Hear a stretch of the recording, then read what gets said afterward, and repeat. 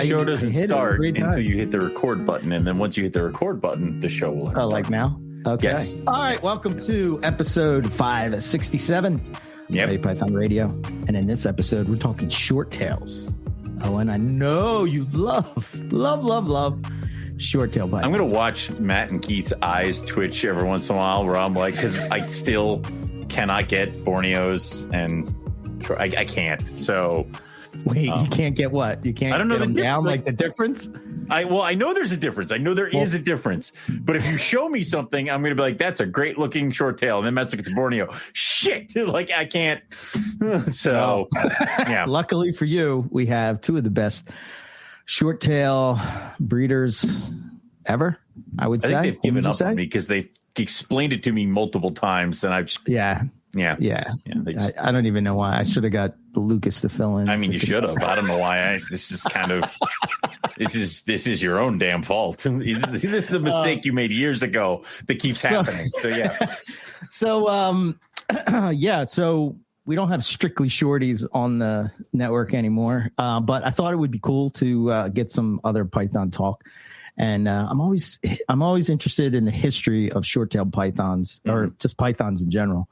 And I thought it would be cool to sort of talk about what it was like in the past with short-tailed pythons, and now what it's current with short-tailed pythons. So we have Keith McPeek, who was one of the OGs when it comes to short-tailed pythons, and we have Matt Minetola, which is. Did you say he's Borneo King? Borneo King. When he sets up his table next to you, it is very impressive. And it's and he's got all these different colors, patterns, and stuff like that. And but every time I go, so I make the yearly what's the pilgrimage to Matt's place to help him sex the short tails, which I just look at as experience, just other experience of sexing pythons. But they're feisty little buggers. Oh yeah, they're horrible. I mean, they are just popping off. I mean, oh yeah, like the stripes. These extreme gene marble extreme stuff, and I know he's known for the Borneos, but then you have like the reds that he has, the stripes. There's stuff that there's stuff in Matt's collection that I want, and again, the extreme gene marble. Don't you just shit on short tails at the beginning, and now you no. Well, no, I said that's the extreme gene. Listen, if I robbed his place, he'd know, because the roughies would be gone, the boas would be gone, and then one Borneo would be gone. Okay, he'd be like, Owen has been here. There's only one person who would do this and hit these and leave everything else. Yeah. So 100%. Yeah. So we're gonna get into that, but before we do you have anything you have to get out? Not really. I mean, I know I have some animals up on my website. We're slimming down. I'm kind of burning through a couple things. I sent out a box today. So luckily it's almost breeding season. I know. I'm sitting here thinking about that, and the thing is, it takes colubrid eggs so much longer to hatch. So it's like because they're inferior. Come on, hey, whoa. So I have that, and I'm like, all right, well, I'm kind of mucking around with these baby hypos. They're starting to shed, and I'm like, we're in the stretch. We're into the whole car. It's July. What the fuck are we doing? We should be in it right now. And the blue beauties haven't hatched yet. The rhinos haven't hatched yet. A clutch of mad hogs hasn't hatched yet. The blonde hogs haven't hatched yet. So it's like, I'm going to be getting these things. You still have all these clutches? Wow. Yes. Wow. Hats off correct. to you, sir. So it's like, the problem is that the back of my head is chewing at me is that these things are going to start hatching in August, September, October, when I should be getting ready for breeding pythons. And it's like, I really hope this doesn't screw me up here. I just kind of, we'll see how this goes. You're just never ending breeding snakes. That's never stops. That's now your, that's your thing. Yeah. Okay. And I told you we have 30 something pairings going next year. So what's the top pairing? The most one you want more than all, besides the roughies. Team Wars. Okay, Team Wars. team I worst. think you can do it. I got faith in you. I don't know where that came from, but okay. Like I don't know. I don't know how that's misplaced. Dear Lord, but I know you can do it. You got it. That'll be cool. All right. I guess if we don't have nothing else, let's just get into it. The history of short-tailed pythons in the hobby. Let's welcome Keith McPeek and Matt Minetola. Welcome, guys. Glad to have you. Hey, as always. How's it going? So far, so good. So, why short tails? What's going on with those? Of all the things, why the hell? Go ahead, Matt. I'll let you take off. Yeah. Like what made me get into them? I mean, Like did you see them in a book? Did you see in Morelia before you got into them, or was it like you didn't see them until it was far too late?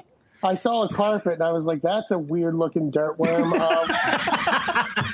Yeah, that's a scraggy looking thing with a blockhead. Yeah, that brown ass drab snake. Yeah, what the hell on, man? That? The ugly ass green earth tones my ass. Yeah. That snake's supposed to be red? What? I don't understand. You just got points with Nipper. Yeah, it was good. Yeah, but so. Being in the reptile since I was 5, pythons and boas catching my eye right off the bat from library books and everything. Never saw a blood or short tail. So when I was knowing I was getting a house in 2002, like I was getting a house in 2003, I knew I wanted snakes. I knew I could get anything I wanted. So I started going online. I had a computer going online and came across Pro Exotic site, which I can remember from reptile magazines and always remember their ads. Yes. And saw blood pythons first, and they would take awesome like group shots of adults and subadults. They put them all in like a big tote, and their reds they had the Pro Exotic red line at that time, so they were super impressive. And then I clicked Borneos, which I did say Borneo at first. Wasn't sure I was even pronouncing that right. I mean, you just like at that time there just wasn't that stuff around, and their Borneos were nothing special. And I fell in love with the Borneos more than the reds. I knew I wanted both, but Borneos were just it. And what really drew my eye was just I like their head shape. I like by Borneos you could see all the details in their head. A lot of the red bloods had like very charcoal gray and blackheads, at least on Pro Exotic site. And I just thought the size, the girth, and shortness of their body with the size of their head, it just looked, I always say it looked wrong, but in such a good way. I don't know. It was just such a weird thing to see. And I don't know. It's we always say it. It's like some people are long, skinny snake people. Yeah. Some people are short, fat snake people. Not that I don't like them all, but I definitely gravitate to the short, fat snakes for sure. Mm-hmm. So, but that's what hooked me in. And then I guess I don't know if you want me to get further into that. That was 2002. Yeah. I got my house 2003. It was not easy to find. And I was at Hamburg doing all that. Hamburg back then, Pottstown show, Lidditch shows. Right. Like I said, the first Hamburg show I went to, not one. Right. Not one there at all. Not a wild caught, not even one to see live and in person yet. Like all I've seen these on is on the computer. Right. And then the next Hamburg show, I found some. So, okay. But that's how crazy it was. That's how low they're. I mean, now you don't see a lot of things at shows, but you definitely see short tails at shows. Like every show you go to, not only short tails and bloods, you're going to see some pretty nice ones, even at little local shows. And up into probably 2006, 2007, you definitely didn't always see a short tail at a show, unless it was like Hamburg, because it started having a presence, because me and a few other people were bringing it. If you went to Mars or Daytona, Keith was definitely bringing them there. Mm-hmm. But I guess some of the Midwest shows and Cali shows probably had nothing or next to nothing. Yeah. Yeah, you'll get a kick out of this, Matt, because you'll remember this place. But there was a place called the Philly Pet Shop on Rising Sun. Yeah, we always called Philly Pet Center. Yep. Yeah, that's where I got my first short tail from. I think it was a Borneo. I don't know. It could have been one of those. They just said it was a short tail python. Well, the funny thing about I'm sorry. Go ahead. I thought you were done. No, I was going to say like the funny thing about it was like I didn't even know like I think I seen them in that book Pythons and Boas, and it's like I didn't even realize that that's something you could buy, and I didn't even know anything about it. I'm like, I want that. I'm taking it. And I didn't do well with it. Before the Hamburg show, that was one of 2 pet stores. I think it was the first pet store I went to that basically they told me, you don't want them. You're not going to be able to keep them. They're impossible. Mm-hmm. Both of those guys, they were like brothers that owned it. And like, they weren't the worst. Like, I already heard bad things. Like, they weren't the coolest people. They were, I don't know what it was about back then. If you were like a reptile specialist or you took care of reptiles, you just thought you were like the best thing ever. And you didn't even do anything really. I mean, so I would continue to go in that store. And it was a good store, but then the other one was Radical Reptiles, which was a real focus, which was on I was up like in the Northeast, right? Yeah, up Willis Road. That was just a reptile specialty shop. And that guy that worked there also was like one of the guys who ran the Herp Society for Philly. There was a Herp Society. As I was coming in, it was like basically closing down. And that guy was even worse because he already bred stuff. And he was like, oh, if you want to keep them, he would sell cypress mulch. He goes, you need that cypress mulch and see that one cage? You got to have it float. And 92 degrees, they're swamp snakes. They like it. You're going to want the mulch to float. And then even then, they're just going to bite you. And they're just impossible to keep. You're not going to ever want to keep them snakes. Yeah. So I had a bunch of people telling me I don't want them. And it didn't discourage me. It made me kind of want them a little bit more. But the funny thing about the Philly Pet Center was when I started getting them, and I was into them for a few years, and because my first year and a half was a nightmare with short tails. Yeah. But they knew I had them, and all of a sudden, they were starting to talk to me. And he had these, well, at the time, we called them black blood Sumatran short tails. And he's like, oh, he was all in on white lips, which is funny. Like, he was all about white lips at the time, and he'd always tell me about white lips. And then he's like, I think my second thing's going to be these Sumatran, black bloods. And I just was looking at his setup, and I was starting to say something. He's like, no, I got the perfect way to set them up. I don't want to hear anything. And then 2 weeks later, when I went in to get something, he was like, what are you going to say about the setup, man? This thing's blowing bubbles, and because his setup was swamp. That's what it was. It was like sphagnum moss, but I mean, you could see the water in the sphagnum. Like, it was floating, and I'm like, that's going to be a nightmare, And I barely knew anything then, but I just knew that wasn't going to be a good time. So it was a strange time. It's funny. I have a story about the Radical Reptile too. What is it? Radical Reptile. Yeah. So I go in there. This is when I was first getting back into it. I wanted a Burmese python, and I went in there and I was like, "Do you sell Burmese pythons?" And he just gives me this whole he just comes at me full guns ablazing. Do you know what it's like to keep these? You're gonna have a whole room. Just yelling and screaming at me. I was just like, you could have just said no. Simple no would have done it. Yeah. The guy's name was Tim, and like I said, he bred some stuff. I think he kept like an alligator before, so he thought he was way worse than the Philly Pet Center guys. This guy thought he was like the best. Yeah.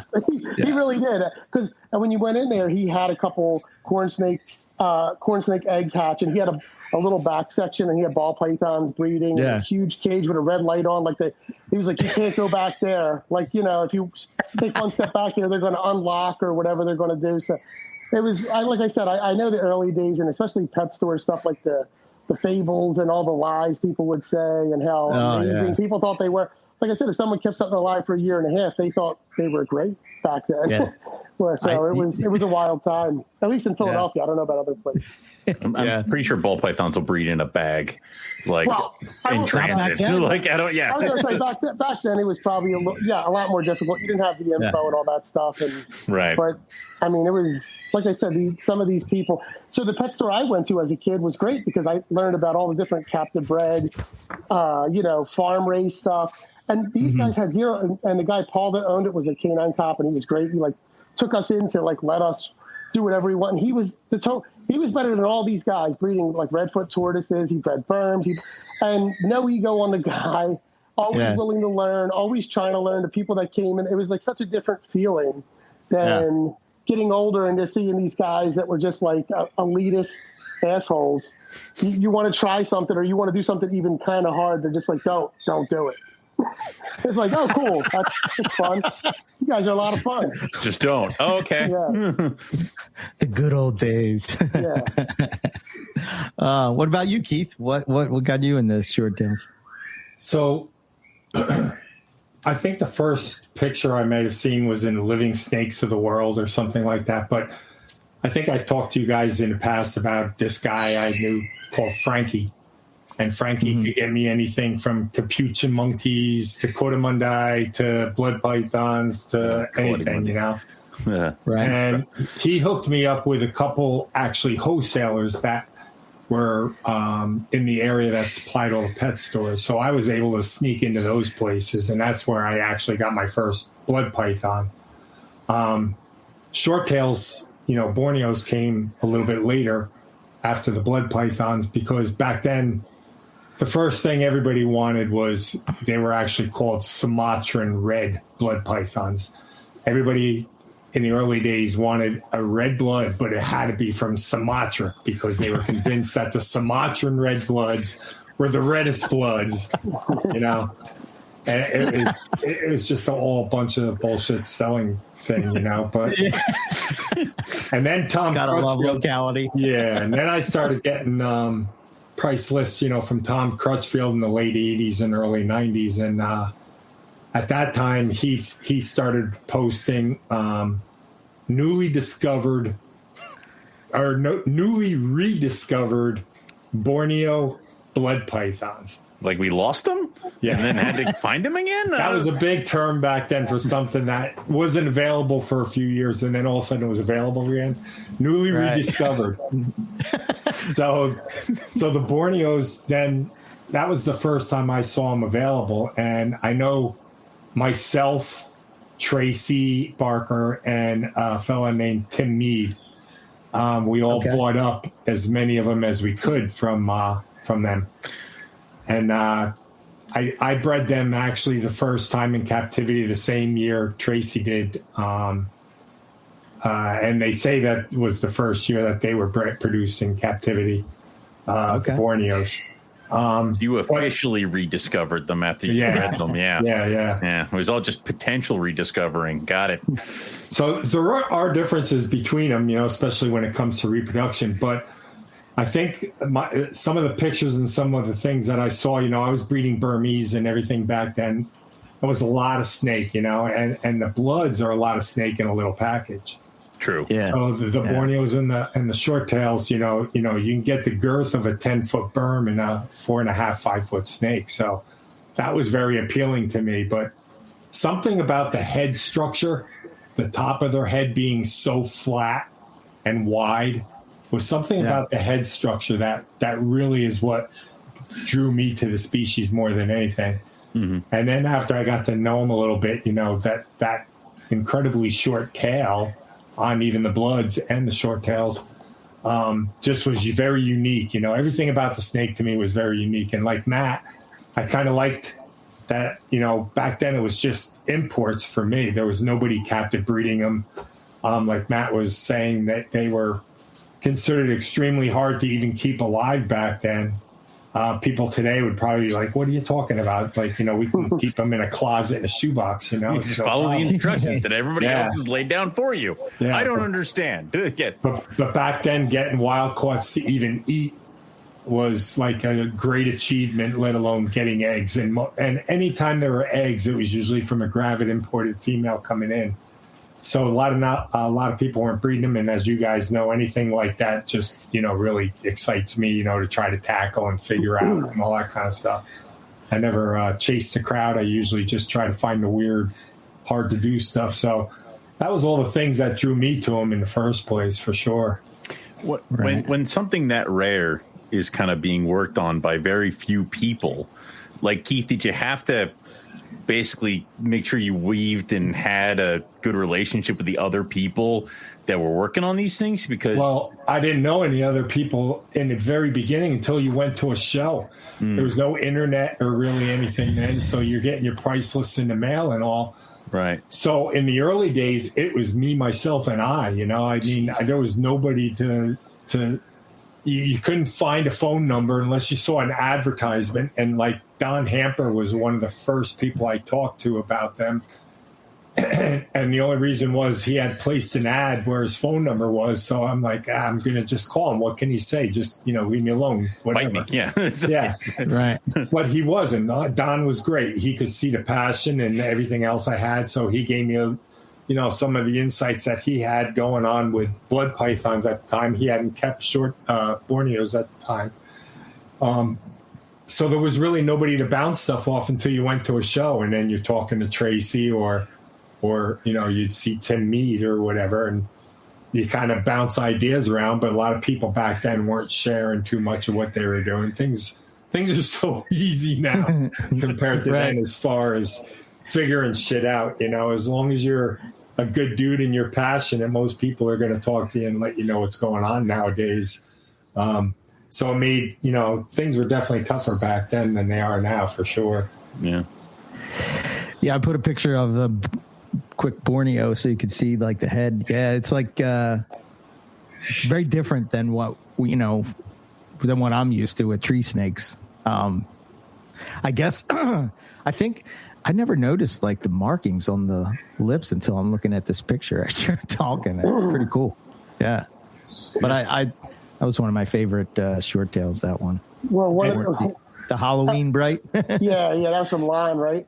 Yeah. Yeah. Well, one of the funny things on the intro, Owen said like, "Oh, Matt and Keith are gonna like wiggle their eyes at me," and that's something that wasn't short tails do when when they're just start. Usually, it's, to me, what I notice is when they're kind of getting spooked or a little bit pissed off, but they will just read the room that way too. But I just feel like that's their natural nature. Is they're always just, "What are you doing? And what are you going to do to me?" Like that's kind of how they always are.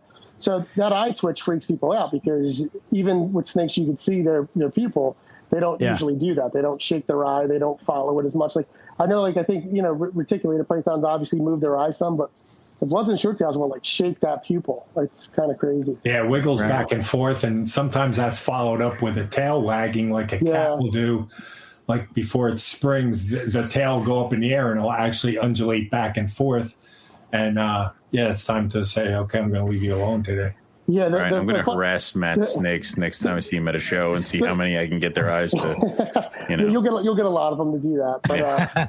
But when someone's brand new and they're starting to hold it, or they're at like your house and they're like, "Oh, look, it froze, it's calming down." I'm always like, "No, that's a bad sign."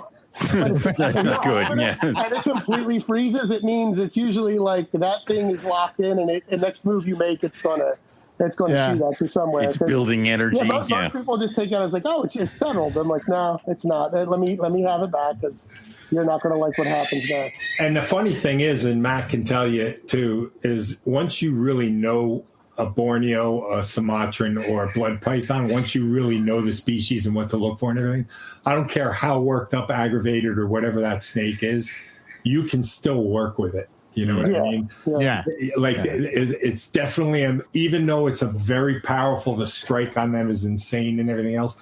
But once you know the signs and how to diffuse those signs and all that, they're very predictable and very easy to manage, even in a hyper state of excitement like that.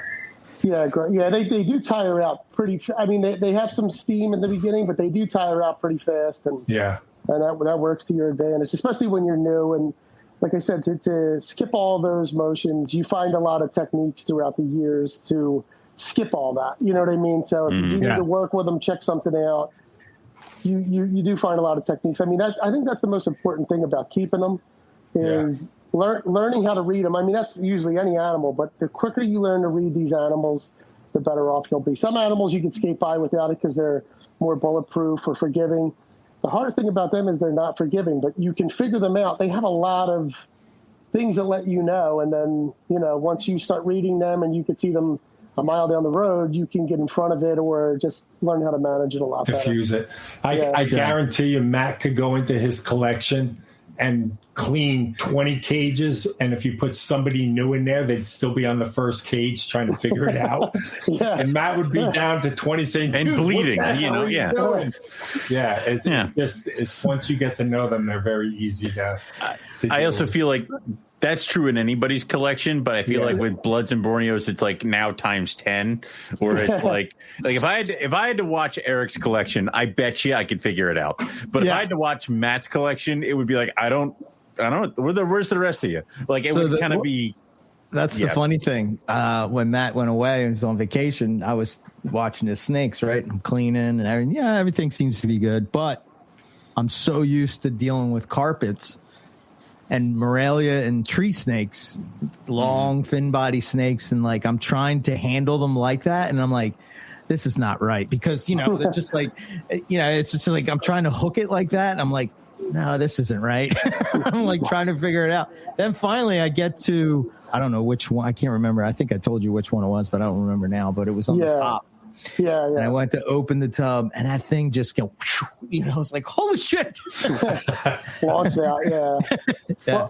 Well, funny enough, that when I used to do Daytona, it was only a weekend, but me being so new, I was so cautious.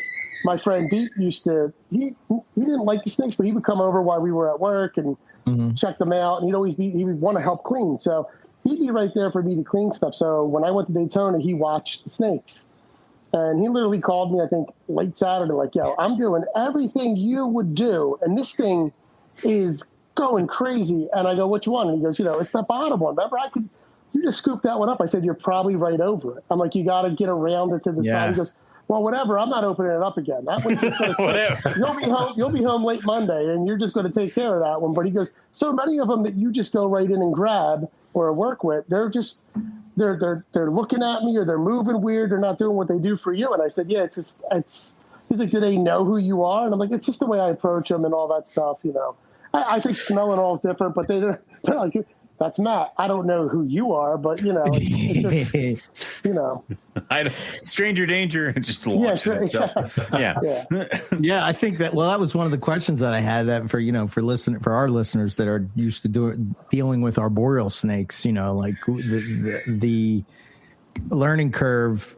I don't think it's impossible or, you can't do it, but it's like you should approach it with the idea that this is definitely not the same. You could look at the snake and see that it's not the same, but the problem is that the two of us are the ones leading this group, and you and I both tapped out on this species.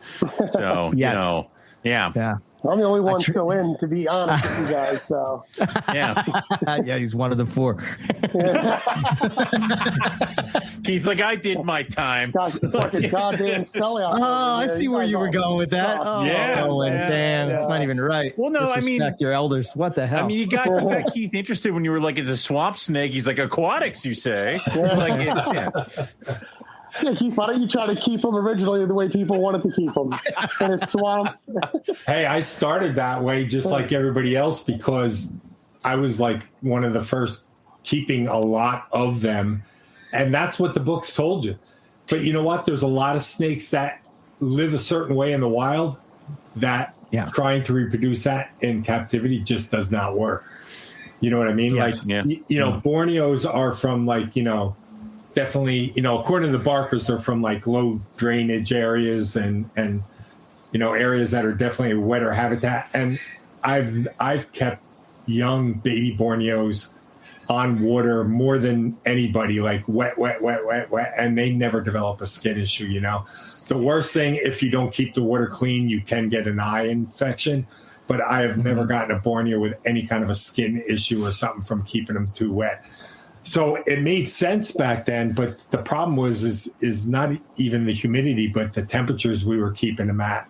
It just put a species like that into such a high metabolic state that the aggression was on steroids, first of all.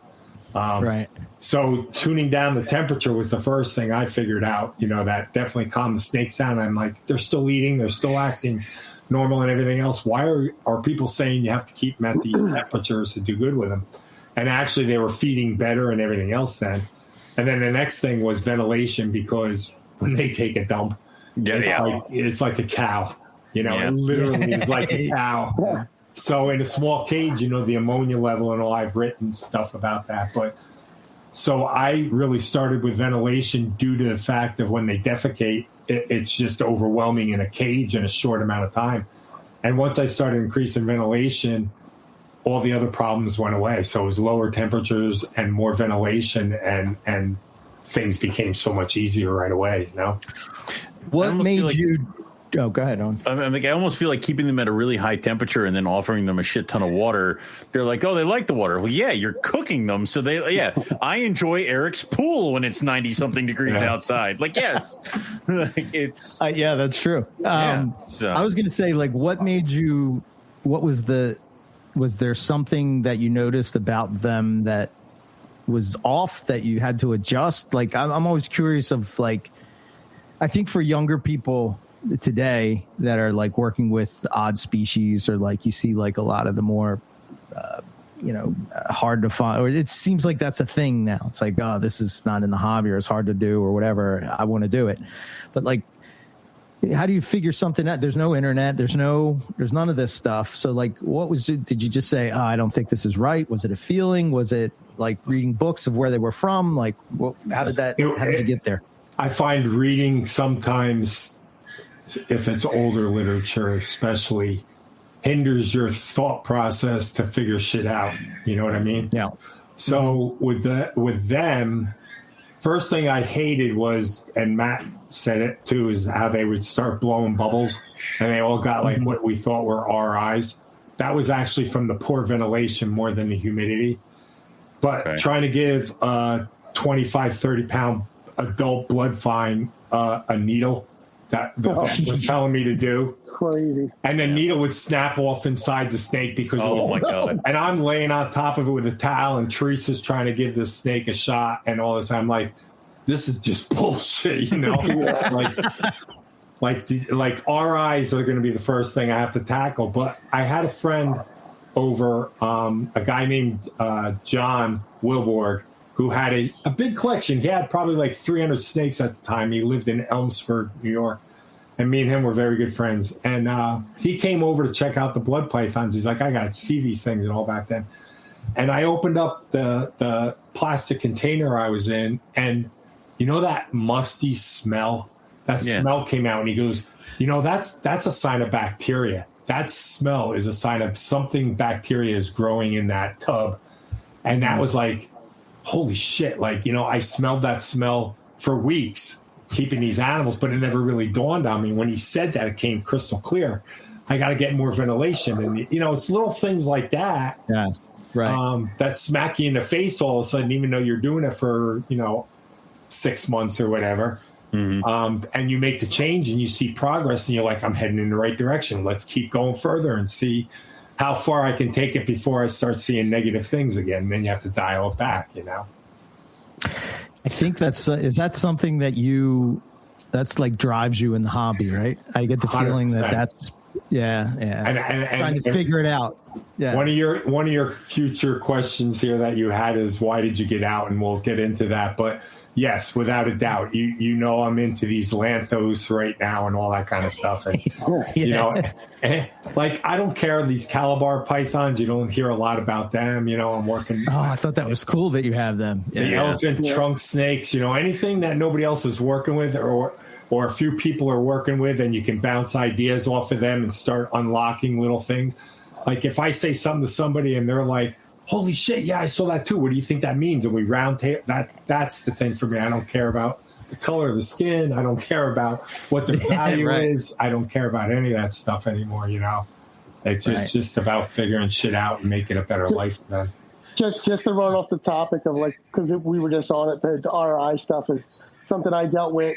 Like I said, the first year and a half I was trying to keep in tanks, and not on purpose. When I was getting into them, having to find them, I was reading about them what you could back then and trying to talk to who you could. So I was doing a responsible thing, trying to learn about them.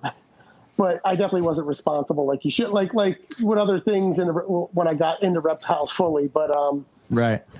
Yeah, I didn't just throw it in the tank with a 100-watt light bulb. Like when I got them, I already had the screen.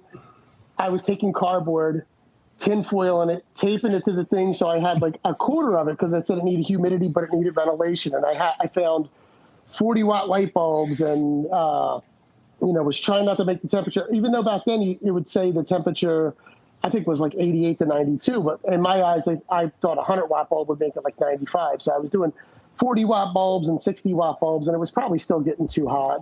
But I was doing the green carpet, the rock hide in place, but I had two hide in places.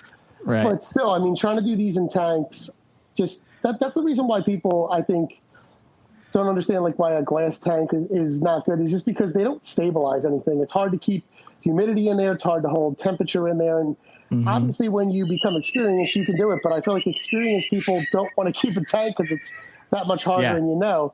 Right. But it's a new thing to do. So, but I was like focused on, I want this tank. I want such visibility. You know, I had like different color lights on them, and I had it in a bedroom. And finally, I found out, like, you know, I wasn't against racks for the reason people are against racks now. I was just like, you'll never see them, and I don't understand the temperature, the belly heat. But I got an Animal Plastics rack, and after that day, I didn't have an issue for, I think, 3 years with one. After having a year and a half of issues with, I would say, almost double-digit snakes, spending hundreds, thousands of dollars at the vet, you know, learning the process of, like, I had small to medium to even a large one. And man, trying to get a needle into them especially when you don't know what you're doing, it's crazy.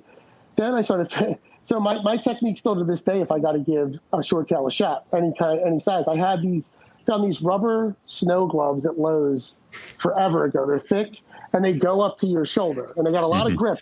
So before I give the shot, I get the shot ready. You got the cap off, you got to have everything set and ready. You find the good part of the point, you find the spot you want to hit on the snake. I gently just put my whole forearm over the snake, the top half, try to cover the head. If it doesn't scrounge around, which it generally doesn't for some reason, and then you just find that spot, you go, and as it moves, sometimes they jump quick, sometimes they push back. You just push that plunger, not too fast, not too slow, and that's how it does. But even still, once in a while, you slip up, man, 1.5 inch, 22 gauge needle, and they snap them things off, and you know what I mean? You can't load that shot into another shot, so you waste all those meds, and you're throwing it away, and you're closing it. So, but trying to restrain the head, I mean, you're stressing the snake out more. That thing's so strong. You're tearing its scales up. It's still breaking the needle. It's even worse. They'll twist their own head off. Yeah, and you can't even get the needle in. That's how tense their body is. Not you can't go sideways in. You'll just break it trying to get into the skin. But usually when you get it in, they do that. I mean, you've seen it, Eric. That throw. They do a thing.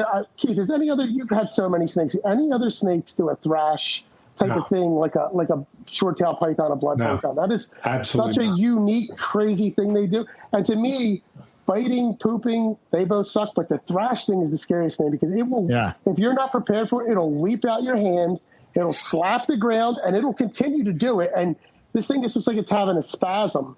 And for such a fat snake, they move so quick. And I feel like if you're new and you see that, you are totally on edge. You're like, you're done. Is going on? Yeah.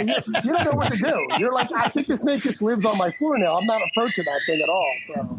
Plus, another unique thing about them is their backbone, right? I mean, it's like thicker or something. They use that as I feel like they use that as a weapon. It's a wild, but I just want to throw it in on top of the the RI talk and all that stuff. But man, they can be. I do feel like with short tails, it kind of comes with the territory. You're going to experience bubble blowing or a respiratory infection, so it's important to try to get a technique and grabbing them by the back of the head. It's not good on any snake. I know you have to do it, but on them, it just doesn't work. They'll break their own neck. They'll snap. They'll pull they'll rip their head off. They really it's crazy. It's just too much mass in too short of a space, and the power that they have, that mass, accentuates that power that much more. I've been bit by up to 18-foot Burmese pythons, and nothing has punched me in the face as hard as a adult wild-caught Sumatran red blood python. That thing, it felt like Tyson punched me in the face. Like nothing has ever hit me that hard. And like I say, I've had a feeding bite from an 18-foot berm, and it was nothing compared to this blood python as far as the impact power of that bite. Yeah. Wow. And I'm pretty sure I saw Jesus when Keith Bolins hit me in the chest with it, but didn't open its head. I'm pretty sure that happened. But I can only imagine the force that. I remember that. Your face was like, but that was one of those moments when I was like, and these things are perfectly gentlemen, like no worries here. It's almost when Matt's retic was slowly coming up. Slowly coming to eat air. Yeah. Oh man, yeah, that was wild. Yeah, I imagine never did anything before, and it did that. Yeah, it's I like, imagine look, a with hobbit, short I tails- can take this gun. No, you'll be dead. We can't do that. But I imagine it's like they have so much force in such, like, because their bodies, and I tease Matt all the time calling them slugs and stuff like that. But it seems like almost like they're like a forearm, like they're ready, cocked, and all the muscles right in there. Yeah, they really are like they're spring loaded, man. Yeah. That pose, that's another thing why I like them. The way they sit or whatever, even when they're not, they just sit crazy. But when they're ready to go, they sit in that S shape. But I mean, they lift off the ground. They literally come off the ground. Yeah. Yeah, I think 2 weeks ago I just misgauged a feeding response. I was feeding, but it just shot right by it, and it's a low one by my knees, and I felt like it almost got me in the chin. And I'm like, God, I sometimes forget just how far. And it was just a feeding response. It just missed the rat and just went straight through and almost got my chin. I was like, wow, that would have made for a real bad Saturday afternoon if it got me in the chin all the way. There's that moment. There's that moment like where you almost like take a stutter step or you get taken aback by your own animals and you're like, come on. Like, yeah, it's just never too good to be too comfortable. You know what I mean? That's how mistakes happen. I think that's what it was. I was just going through the motions. Like, I know what you do, and it just boom right by me, and I'm like, oh, that would have been a bad day. See, I mainly dealt in the original days with wild caught, which were a lot different than what people are producing now as far as attitude and everything else. And some of these adults I was getting were 25, 30 pounds, and they'd be on my concrete floor in my snake room. Shit. And they would come off the floor. But the thing with a blood python or short tail or a Sumatran is they don't let you know they're going to strike. Like, they don't coil and, trap you. They will just they can be facing in the totally opposite direction, looking the other way, and you think you're good. And that strike can come at you with no warning whatsoever. Yeah. Like a carpet python is going to coil, and he's kind of, got that thing going on. He's looking at it and he's judging. Yeah. Blood just, you can tell by the tongue flicks and where blood they will come sideways, upside down, curly tail. It doesn't matter. He's going to, and I don't want to portray these things as savage, like animals that people should be scared to death of, because they're not. But Matt, I don't know how many snakes Matt. I know he has well over probably 100 snakes or whatever. When you're dealing with that many, you're going to deal with one or two here and there that have an attitude. I was dealing with wild caught, so we're talking about those individual animals that are having a bad day, and you're going through a lot of animals. And I don't want people to think that every blood or short tail or anything is that way. There's plenty of them that I see people nowadays, which I hate. But I see people nowadays sitting there watching TV with their snake petting it like it's a dog, and that drives me crazy. Yeah. Whatever. Yeah. There's a lot of bloods and short tails out there that are also like that. Well, I think that's what the pythons and go ahead, Matt. Sorry. No, I was just going to say, I definitely agree with Keith there. I do the same thing. I definitely make them sound, I guess, meaner or tougher than they are. They do have a reputation, and I don't want to, I just think that is the way they are. But if you work with them, they're going to be. If you go to my basement, it's almost like, oh, which one can I hold? I don't really have one you can definitely hold that's not going to do anything to you. I have in the past, but the way I am now is just like, I grab them for a minute, I check them out. I'm not holding them anymore. And that does go a long way. If you're working with them, you can calm them down. Mm-hmm. But I definitely still to this day, people always want to know, can they all be worked on? No, I have individuals that are, I don't think they'll ever calm. Too far gone. I don't think they will ever calm down, but it is few and far between now. And I had a couple of wild caughts in the beginning. It's funny enough, 50-50. Some of the wild caughts I had in the beginning were great. They didn't make a move, and some of them were just, as soon as you walk by the thing, you just hear slap, slap, and you see spray going off, and I'm like, wow, that's just something else. Some wild caughts are like, this is awesome. Day 12, still no lions. No skin trade. Yeah, nobody's skin trade. What's that thing? Another day without lions. No lions. But it's like, but the problem is like, and gauging collections like that, Matt and I, the same thing. People are like, what carpet can I hold them? Not that one. Not that one. Yeah. Probably not that one. It's like, I don't, because I'm not. We're next. Oh, go ahead. But I'm like handling them. Nobody's handling We No. don't know what snakes Right? Yeah, no one's handling her Yeah. shit. Yeah. Like, When a kid we were just at a show next to each other. When a kid comes by, we're like, nah. No. You're not going to be able to do it. Nah. Yeah. Yeah.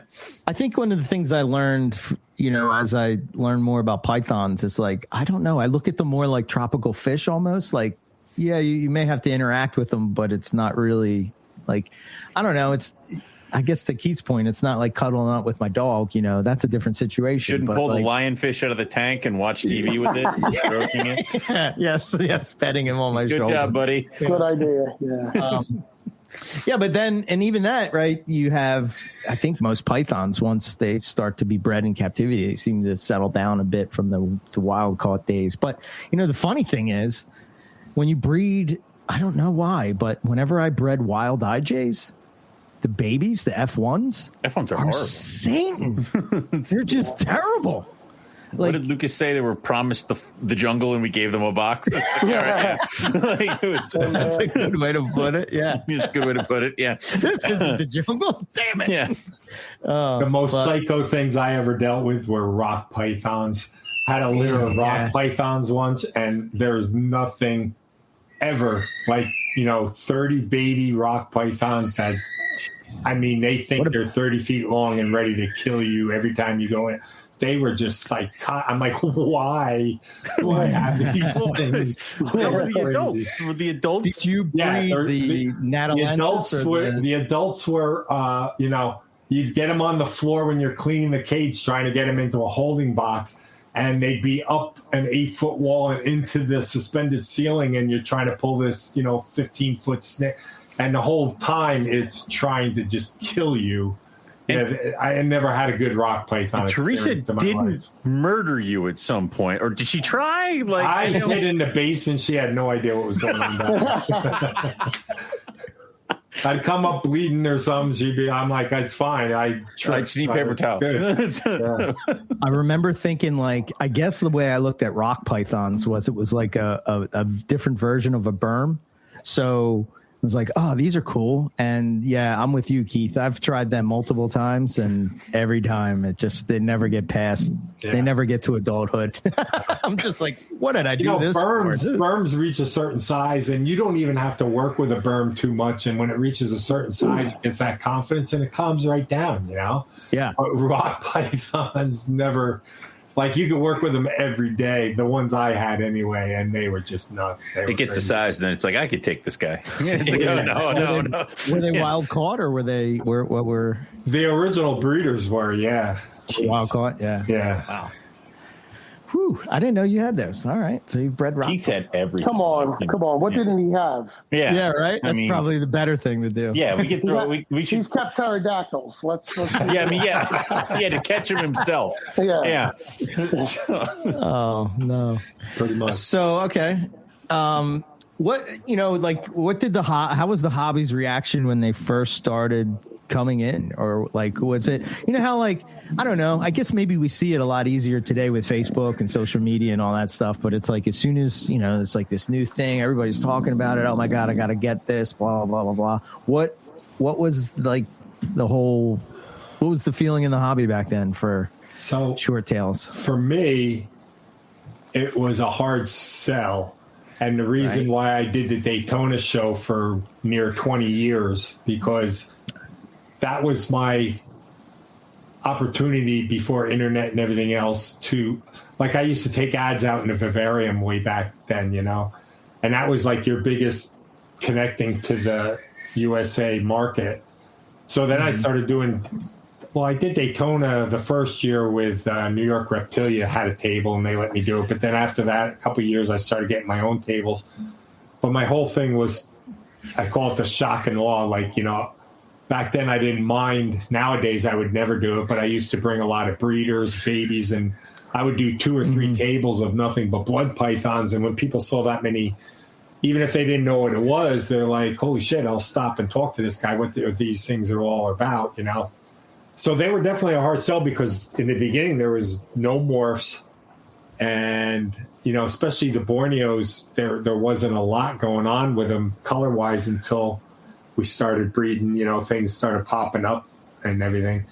So it took a little while for the market to really get going. And then once Cameron really started connecting with wild caught, albinos and all the different morphs and stuff like that.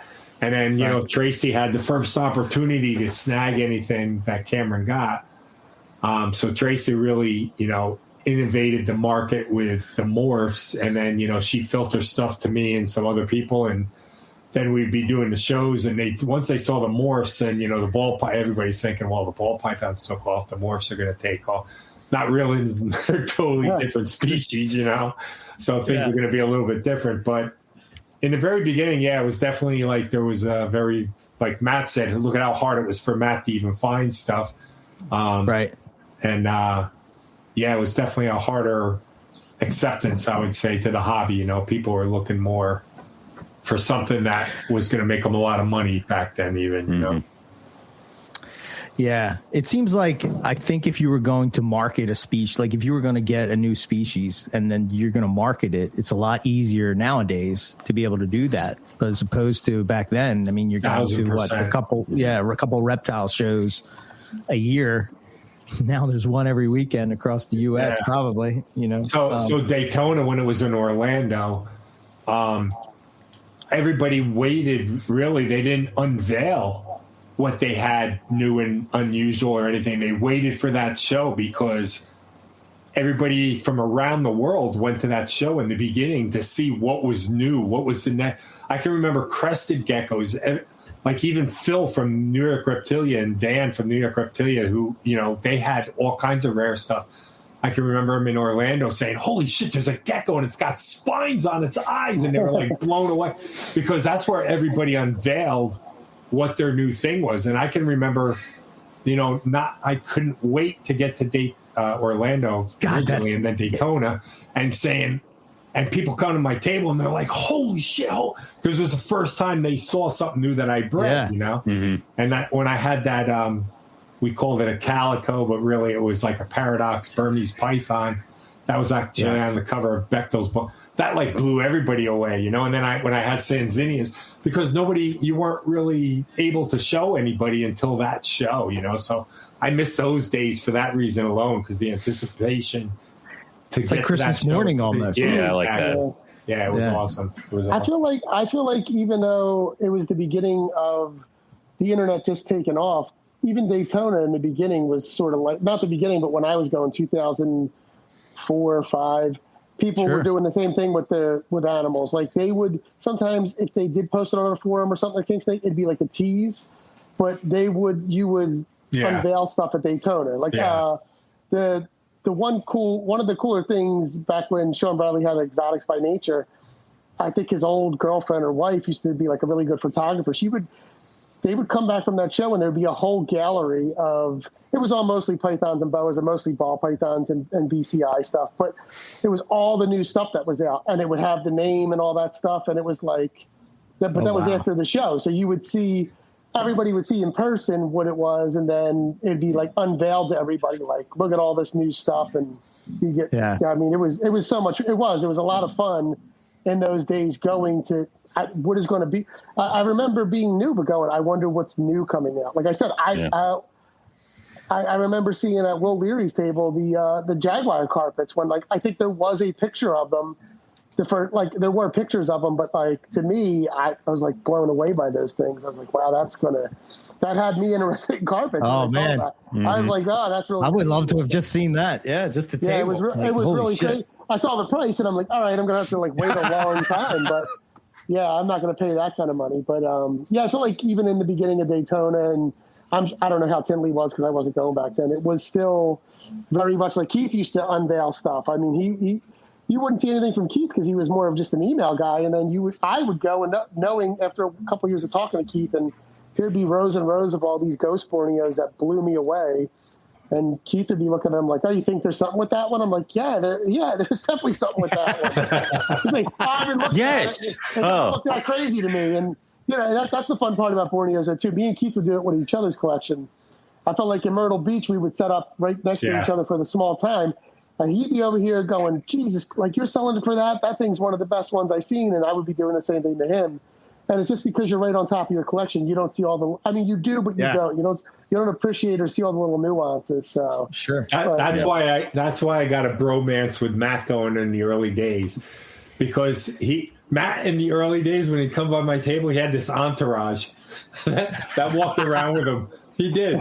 He had a couple of your friends and stuff. Yeah, like but they knew nothing. They knew nothing. Which really made Matt stand out, because he was the kid that knew everything, And all these other kids are sitting there like, huh, what are they talking about? Yeah. But you could see the passion in Matt. Like when I saw him come to my table, I got excited because I knew we were going to have some good conversation.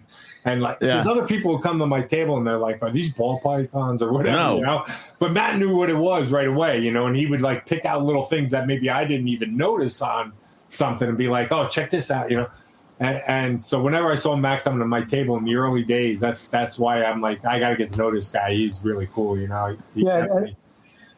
Eric, that's why you come over and help me sex, because I used to watch Keith try to sex behind his table by himself and have a hell of a time. So I'm like, it would help two people. And Keith's like, hey, would you give me a hand? And I'm like, yeah, I think it would help you.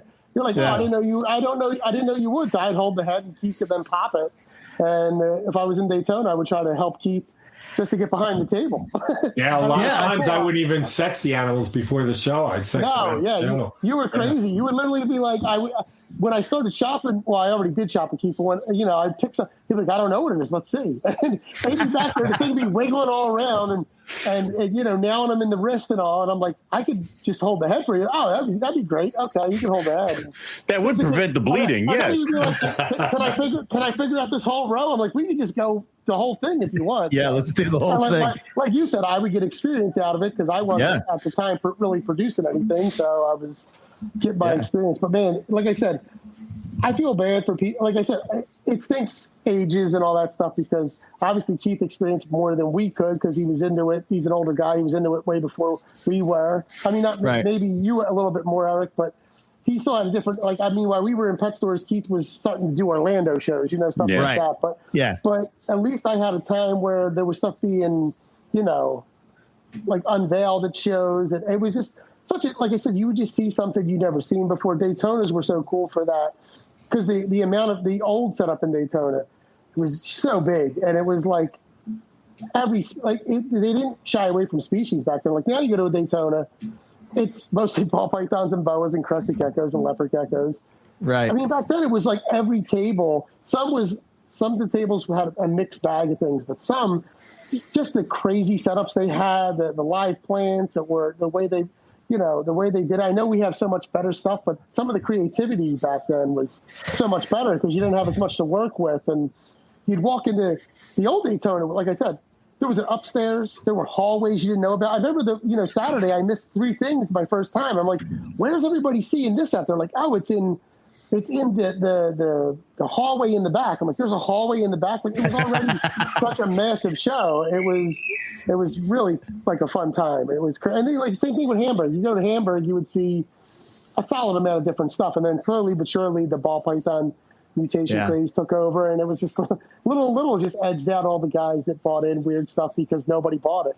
They just want to buy ball python. So it's rare to find something really cool that stands out at a show that sometimes that you've never even seen before. And I think that's why it was really exciting back then. It was like, this is something brand new, or this is a species that, like what Keith said, like has been rediscovered. It's like it's kind of like that thing. It's, I think we're kind of running out of stuff that is new to us. I mean, I know that because we're all pretty much plugged in, but I don't know. I think too, though, a lot of it is like, I see it. Well, to go off of what Matt was saying a minute ago about that people were sort of creative and all. My guess would be that if you did have that creative side to you, you could really make yourself stand out, as opposed to, and it's not that there's anything wrong with it, but even I did it. You go get the acrylic displays, you set it up. Maybe your tablecloth sets you apart. Maybe your lights set you apart.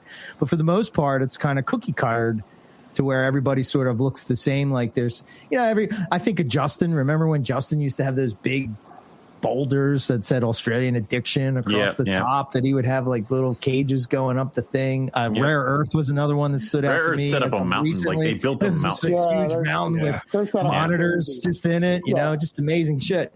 Like you said, I'm guilty of that too. I got the acrylics, but you could do other stuff. And I don't even mean like completely.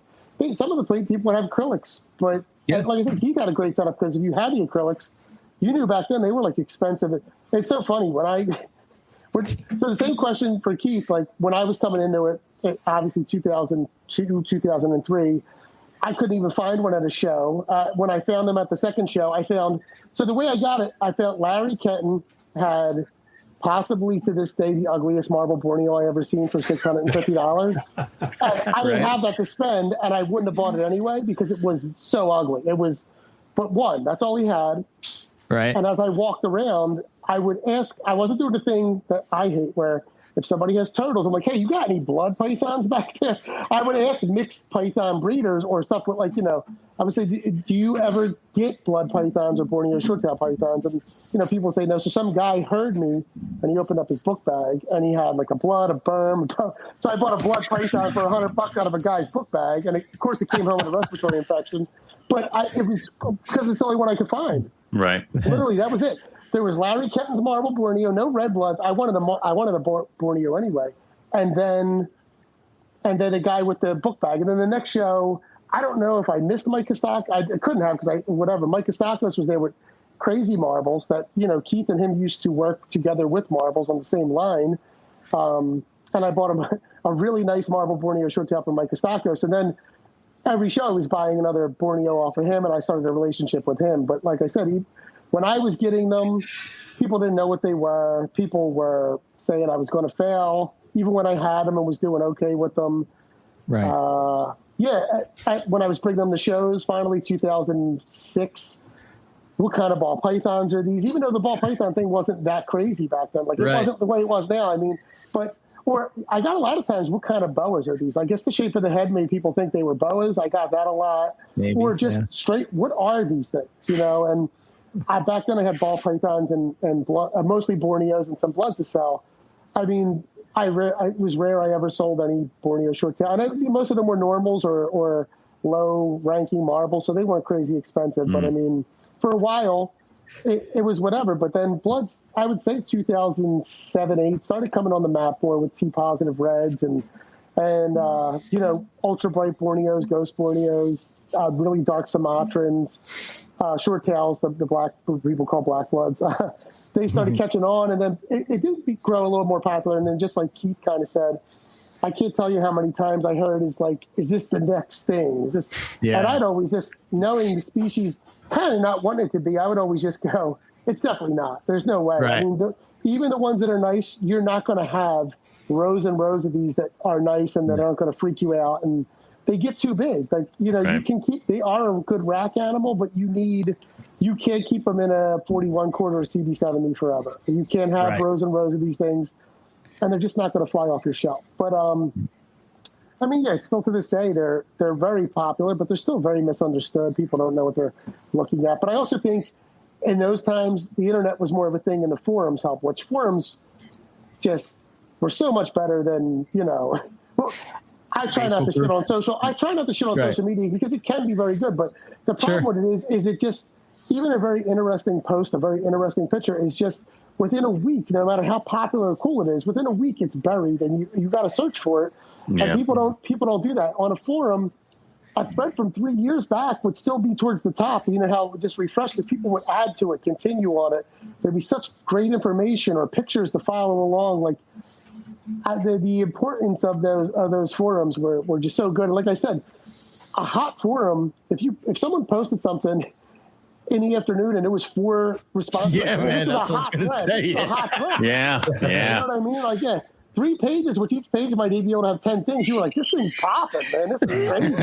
But like I said, I would sit there for a day and a half thinking about what I'm going to write, combing over it, so nervous to, because I just felt like it was just so much more important back then, and because it was there and it was going to be looked at for a long time. So it was, no one did what they call shit posting. You know what I mean? If you did, you got called for it. And the moderator would delete it because it was dumb or offensive, Right. or you would take it off because you would be like, please get that off of there.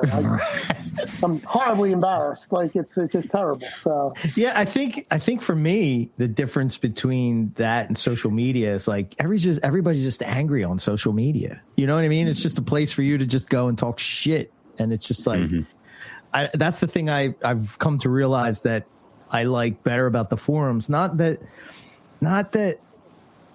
there wasn't arguing and fighting and all this stuff on the forums. Yeah, there was dumb stuff. You know, we're human beings. There's always going to be dumb bullshit that comes along with us. But like, I don't know. It was more like you could. I think too the maybe this has something to do with it too, right? To your point, Matt, you would like sort of like, you know, before you go and post, you're sort of you're making sure that your post is right, but you're not doing it instantaneously. You're not like standing there and like do right away. So like, I don't know. It's that excitement that it's built up that you're finally going to you come home from work or whatever, and you're like, oh, let me see what's going on in the forum. So for us, it was MP. You would log on to the MP forum. And then you're just like, oh man, there's a new thread. Let me check this out. Oh, this is cool. You know, and it's just like you didn't see it. Yeah. And now it's just like you're just. I find myself just numbingly scrolling through, and I'm not even appreciating a lot of times what I'm looking at. So like, I don't know. It seems like a waste of time almost to a certain extent, you know? Yeah. Like I said, and it also, I think, weaned out the bullshit a bit more too. Like obviously, like you said, there was arguments, but stuff would stick around. Now I feel like there are a lot of scummy people among us, or just really bullshit stuff. But before anybody can even get to the bottom of it, you can't even find it. And you can easily just delete it and people take their things down. So something that feels like you're on the path of like getting to the bottom of something just goes away because the fans blast it with, no, you're starting drama or whatever. And it just gets buried. And then luckily for the person who's not being honest or scummy, it's like, oh, okay. That was last week I was the nightmare, but now everyone's back on buying stuff off me and hitting the thumbs up and giving me love comments and all this other stuff. It's like I said, it was such a better thing. Like I said, it was definitely better for everything, like, you know, trading ideas, getting ideas, just regular conversations. I mean, you could really break down what you think is going on with a snake or what's happening with this pairing and now it's just like, and because it moves so fast, it stinks for us because you don't help as much because it's like, hey, I'm getting my first blood python. What's the temps again? It's like, this is the 6,000th time this month I've seen this. At the top. And it's like Kara runs a good blood for him, and she has like, nobody uses anything besides the scroll button. She has like files and sticky posts where it's like, it covers it's all right that. There. In really good detail. You're not getting it from a guy who's been keeping it for a year and giving you not great information or just the wrong information just because he was the one that responded to you. You're now jumping in the wrong, in the wrong end because you just were like, well, I'm getting it now. And this guy told me 95 and 20-gallon tank is great. That's what he does. So.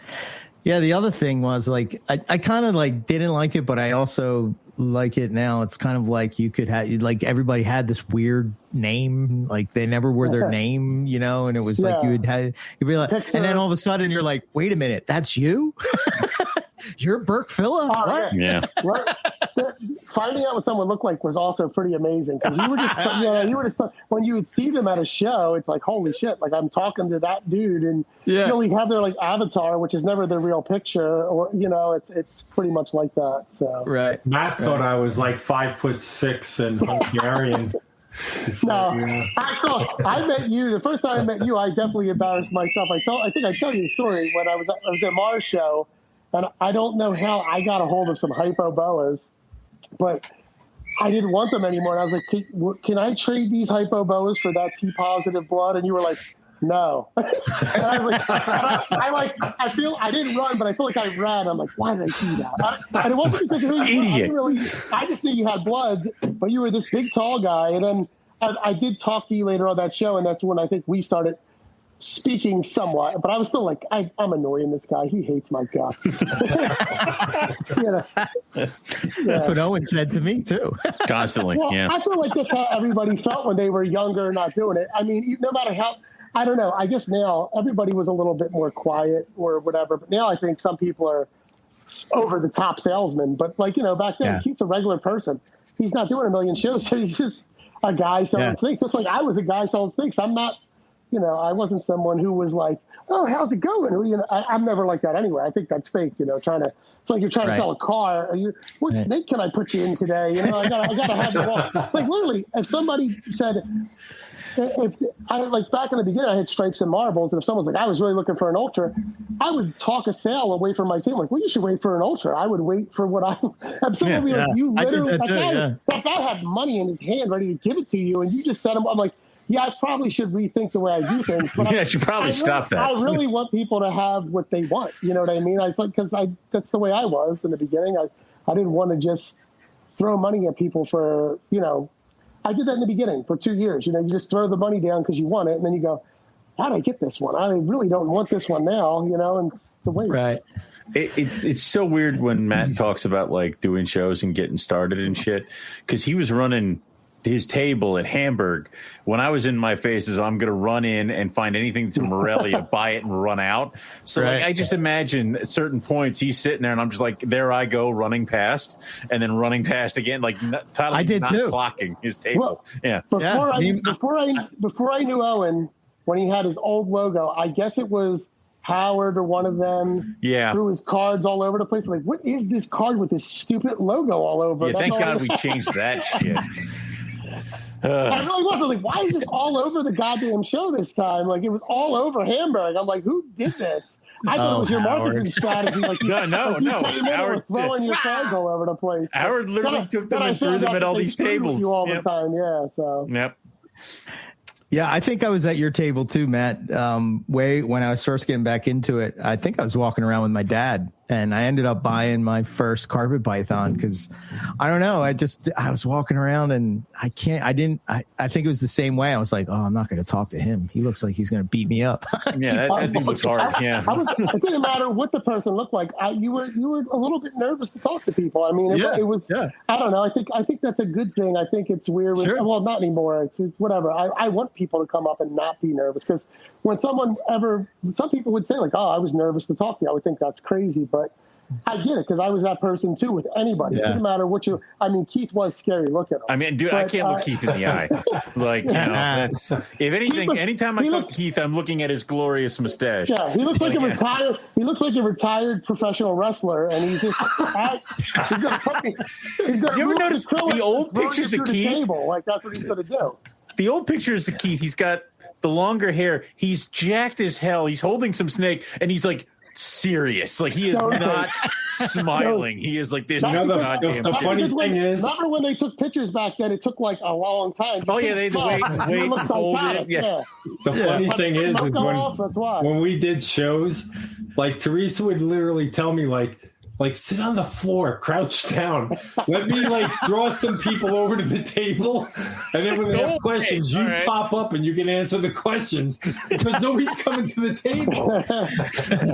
Teresa's asking you questions, and you're under the table. Like, no, that's not what it is. Teresa used to lure him in, and then once she snagged him for a conversation, then I'd pop up and that's called a bait and switch, sir. Wait a minute, I didn't want to talk to you. Could I interest you in a short tail?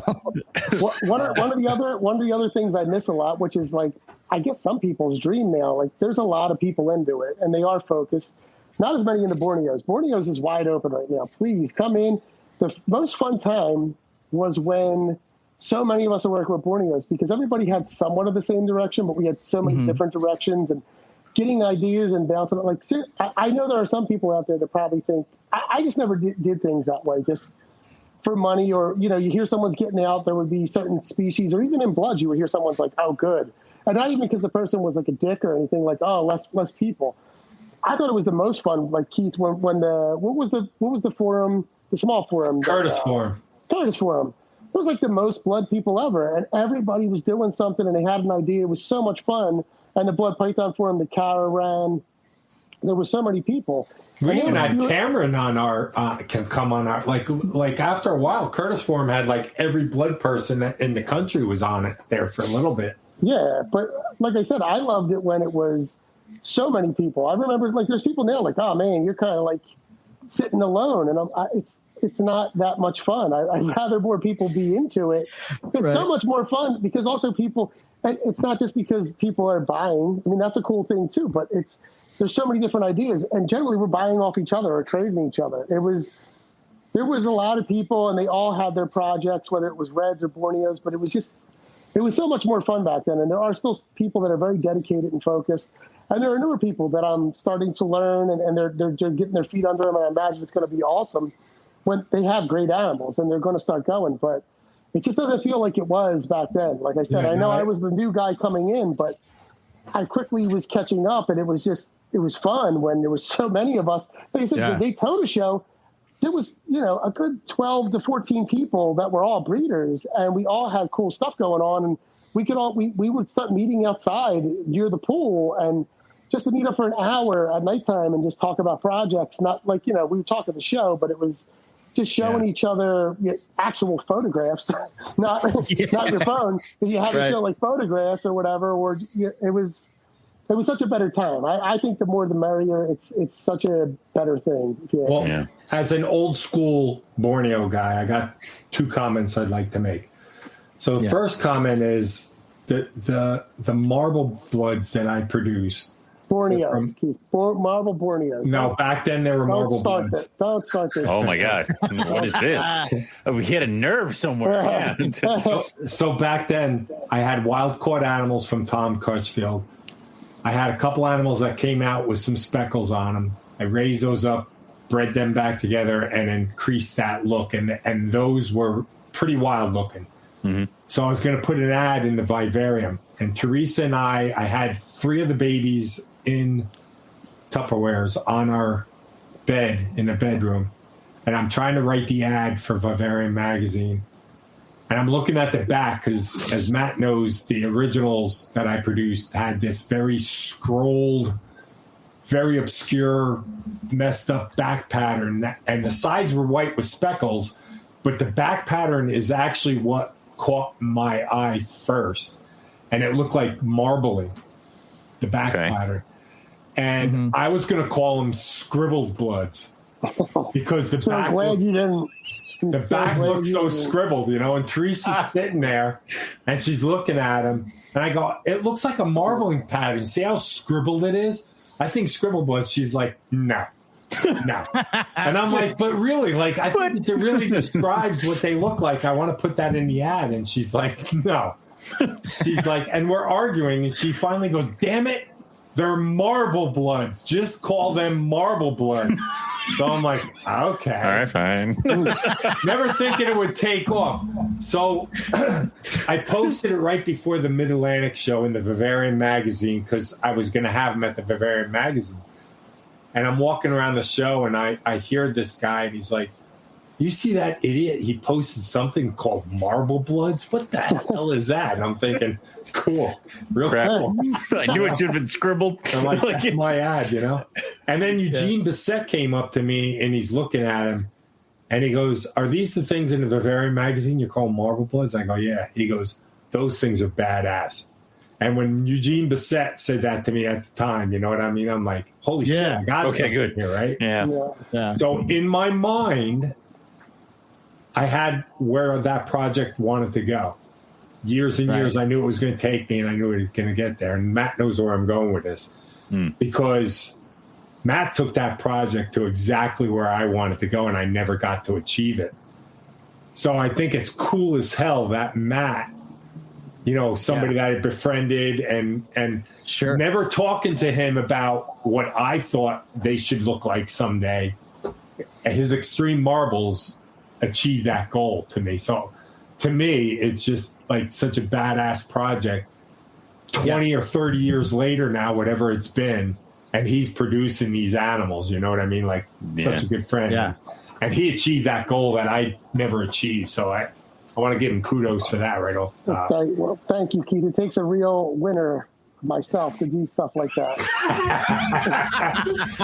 Thank you. I am good. Nah, It's like, I've been trying to do this with Owen forever, and I give him all my snakes, but he never does the project the way I want him to do it. because your ways are stupid. I'm going over here. No, it is. Thank you, Keith. I do appreciate it. It is really cool because it is something that you started, and it's something that instantly I took to. It's still my favorite thing, like just the marbles, period.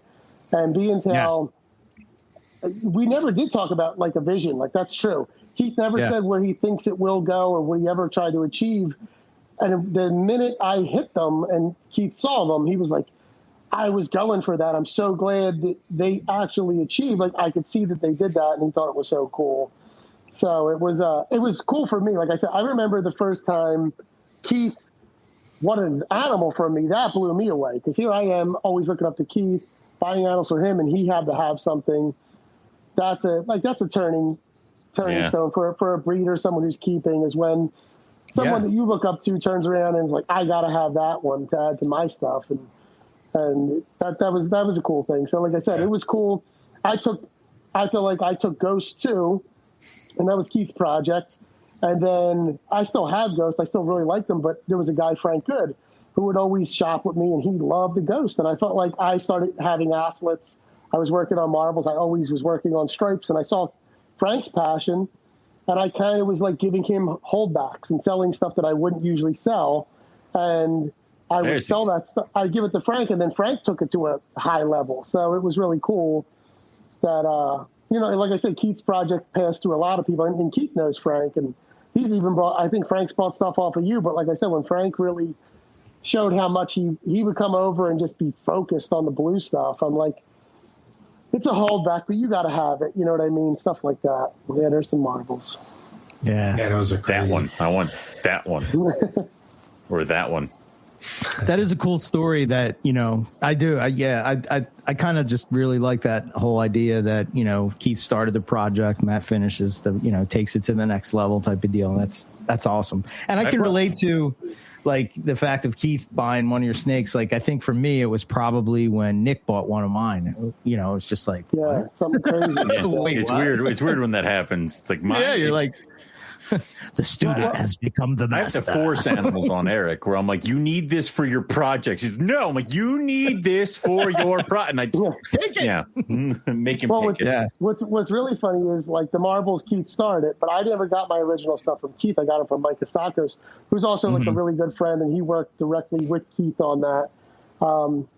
And Mike still has marbles, and he actually produces some extreme stuff, but he's always at Hamburg and White Plains, and Mike's more of he's done a ton of stuff. He should be way more known. Yeah. But because he's not, he doesn't put himself out there. People are always like, oh, what'd you get them from Matt? And he's like, no, Matt got these from me. No. He's like, they give him like a side eye, like, yeah, okay, buddy. All right, yeah, these are cool. It's always a joke with me and him. He's like, I've been at his table. He's like, oh, Matt, he got some of yours. I'm like, no, actually, I got them from Mike originally. And they still look at him like, yeah, okay, sure. Yeah. Mike was breeding Timor pythons so consistently years ago, and nobody wanted them, so he got rid of the project. I want them. But I know nowadays, like, and he looks back when I talked to him at a show, and he's like, I can't believe I got rid of that project, because he had it down. Like, he was producing them every year consistently. And, Mike's a really, really accomplished breeder. And like Matt says, very low-key. Very low key. Like I said, I feel like there's guys, must be the area, Keith, because he's an older guy like you, and he's bred a ton of boas, all them species. So many species of Hamburg he had on his table and was just producing them consistently. And they would disappear because no one wanted them, and then all of a sudden they're popular again. You know what I mean? Like I think the first time I really seen Argentines and stuff like that was with Mike. First time I seen Bredl's pythons was with Mike. Mike would produce them year after year, just easily, and it's like they would just disappear. She missed one. That was from yeah. They're lazy moms. They kick a lot of eggs out. They still hatch though. Okay. Yeah. That head is so orange. Yeah, it's nuts. Yeah, that's a lighter colored one. That's funny. That female right there is something that I bought from a guy named Jeff Valentine, who made that with things he bought from me, but bred it to something different. So I stopped getting that light look, So I had to buy it back off of him. I bought one of his offspring that came from my offspring back. I can't tell you how many times I've done that. But he bought animals from my bloodline that I produced back and that kind of stuff. So I know that a lot of the importation of these guys was like skin farm stuff.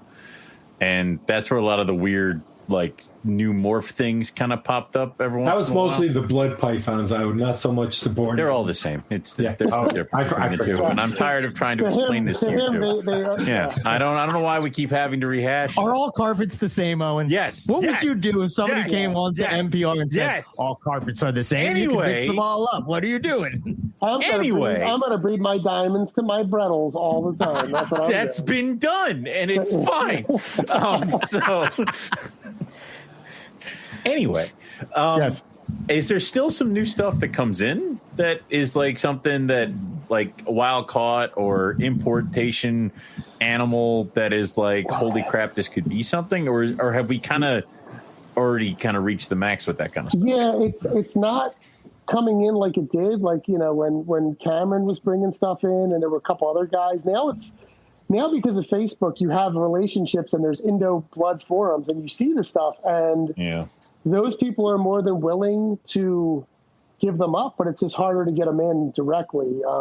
Lukey has a lot of really good stuff. Lukey's really good guy and he has stuff and I think he's trying to get it over here, but there's no direct good way to get it over here. They still do come in, but I imagine if there's something, because Luke, he produced some pretty mind-blowing stuff, and it's not here yet. And I know people that definitely want it here. Yeah. So, it stinks. And for Borneos, too, I would like some just fresh blood, like some new blood Borneos, because it's like a big knock. Like, why don't you have normals? Well, I haven't had normals in a long time.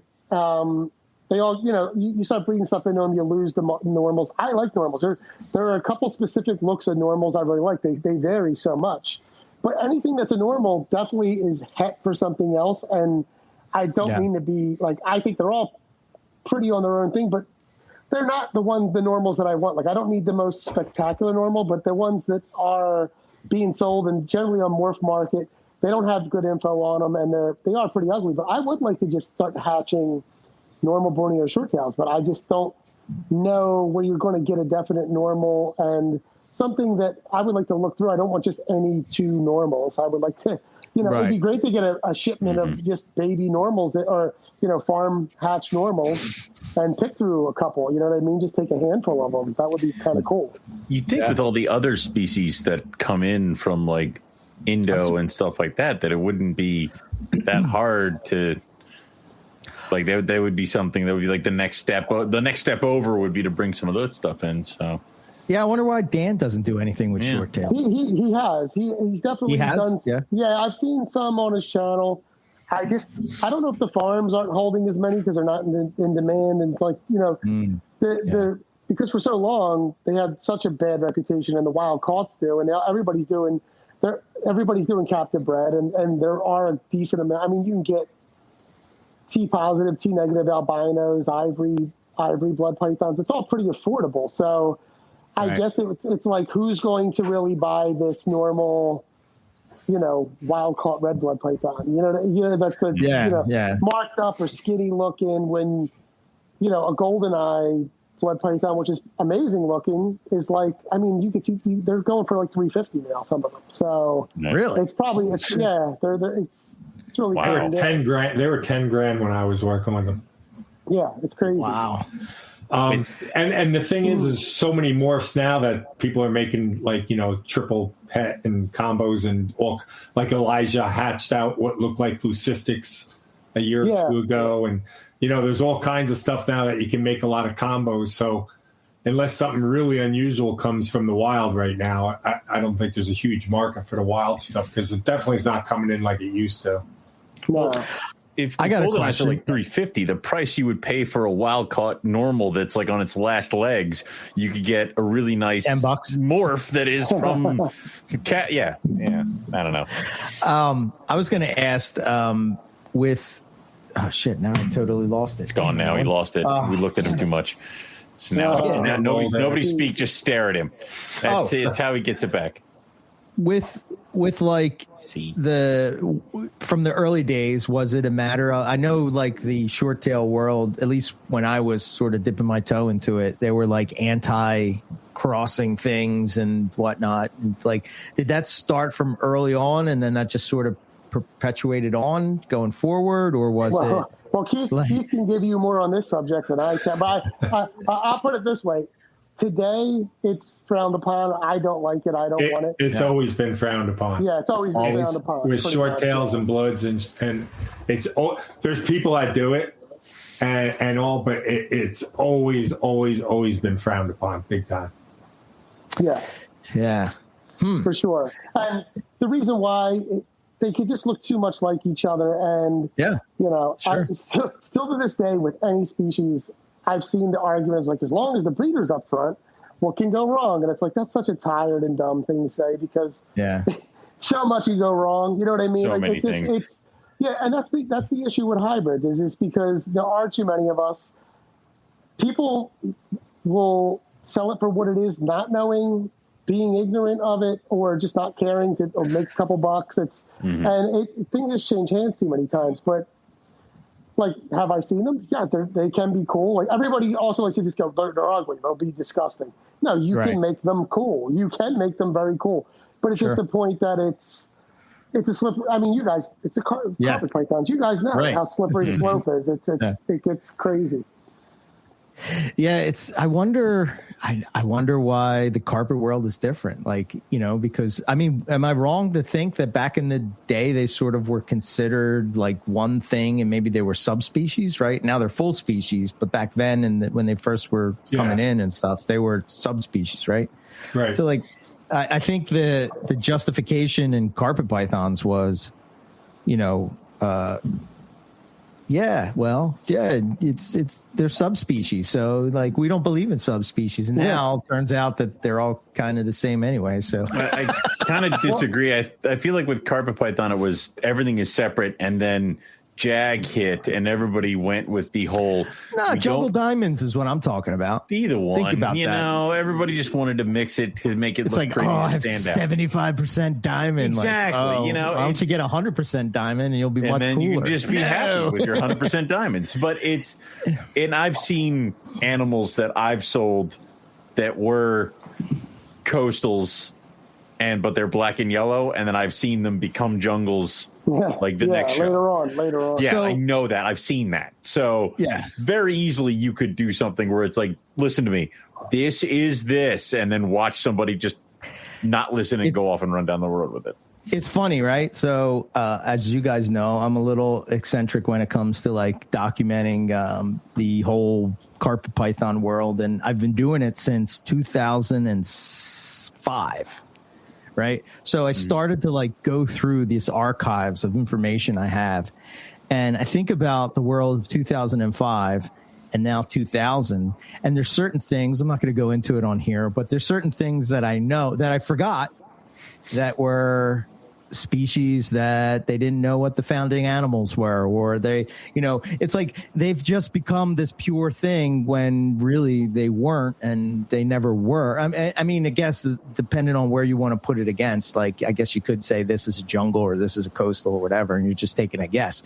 But I think the thing that frustrates me is like, I think of the high contrast Queensland things that Owen had that everybody poo-pooed, and it was like, now they're gone from the hobby because nobody cared about them. And they were cool looking coastal carpets, just a normal coastal carpet. Yeah, maybe they weren't, legit and didn't have this, but neither was this other thing that everybody like, oh my God, it's the greatest thing ever. Look, now they'd be 100% pure locality because it's all Chennai anyway. So yeah, it pisses me off. So like, you'll know about it in the let's say a 10-year stretch, right? Yeah, that group of people that that guy bred them and like he didn't represent them right, and but then this person gets out of the hobby, and then this person gets out of the hobby, and then there's no one that knows that story anymore. So then they just become the normal thing, and I think to me it's not so much like in the moment that they become, I don't even know if I'm saying this right, but in the moment they become you can police it a little bit better. It's like if I sell a snake to Owen and then he says, "Oh, these are pure diamonds," and I can say, "No, they're not. What are you doing?" You know, I think that's happened to Owen, where they said this is a tiger, and you're like, "No, it's not. No, it's not a tiger. I told you it wasn't a tiger." You know, blah blah blah. I sold it to you as not that, like that. Yeah. But 15 years from now, and maybe me and Owen aren't around or whatever it would be, or not in the hobby or whatever the case would be. I don't know if that's. I mean, you're going to be living another 10 years for you. Owen's going to still be establishing babies in 15 years. Goddamn right. I mean, Eric's going to be living at Bob Ashley's herpetological library as the old librarian, and who's just yes, that would be great. Yeah, they just come in and ask me a question. I'm like, hold on, let me go to the book. Let me get to the those ladders. I climb up and you scroll me across the thing. That's where that's going to be, Little chain on your eyeglasses. Exactly. Yes. Yeah, the kind like Mike Curtin has, where they just kind of connect. That was the best. I'm like, Mike ever. Mike, come on, Mike. You can get real glasses, can't you? Come on, man. What are you doing? I like this. Okay, I like fair these. enough. All right. So were they? I guess my thing was it like when they were coming in, and even when the hobbies started, when you were producing them, was it a locality thing? Was it like what was the hot thing? Was it just the species? Were there certain looks? I know you sort of were selectively breeding, and you were talking about how you guys would bounce ideas off of each other and whatnot. Was it? What was the? Well, real early, there was a locality thing. Like as far as like the Sumatrans were considered the reddest of red, like the dripping blood red blood python, the one, because there is a point where the black short tail and the red bloods do kind of have an overlap where they can actually integrate in the wild. But the true Sumatrans back then were what we say true Sumatran back then was a really red blood python. But then there was this animal for a while that came in that was called a tiger blood python. And I bought some of them from the wild. And later on, the Barkers really kind of established that they're actually a locality of black, Sumatran short tails that have this bright yellow head. And they don't get as dark as the Sumatran short tail, and they look Borneo-ish, but they are a Sumatran short tail, and so that was definitely a locale. And a lot of the Carmel, I think, right, Matt? Correct me if I'm wrong, but I think the Carmel are actually that more yellow phased. Yeah. So with the Sumatran short tails, the blacks, you have the Southerns were the dark phase, the dark and the chrome heads, and then the northern range Sumatrans were the pumpkin head, orange head tigers that Keith is talking about, which is crazy that listening to the stuff that like Daniel and Tu says, it's just because I guess nobody wants to pay for it. They definitely can't be the same species because the orange head, the pumpkin types are much smaller.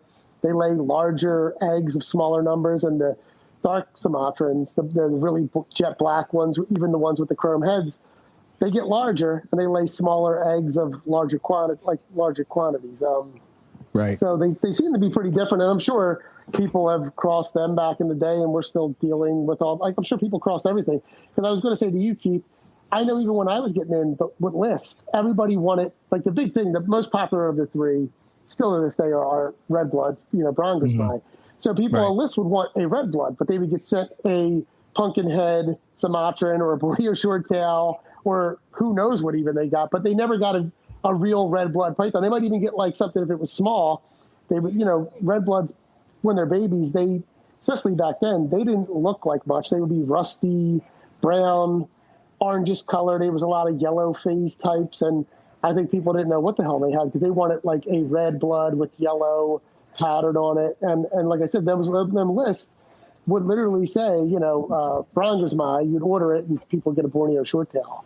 So they'd be pissed off.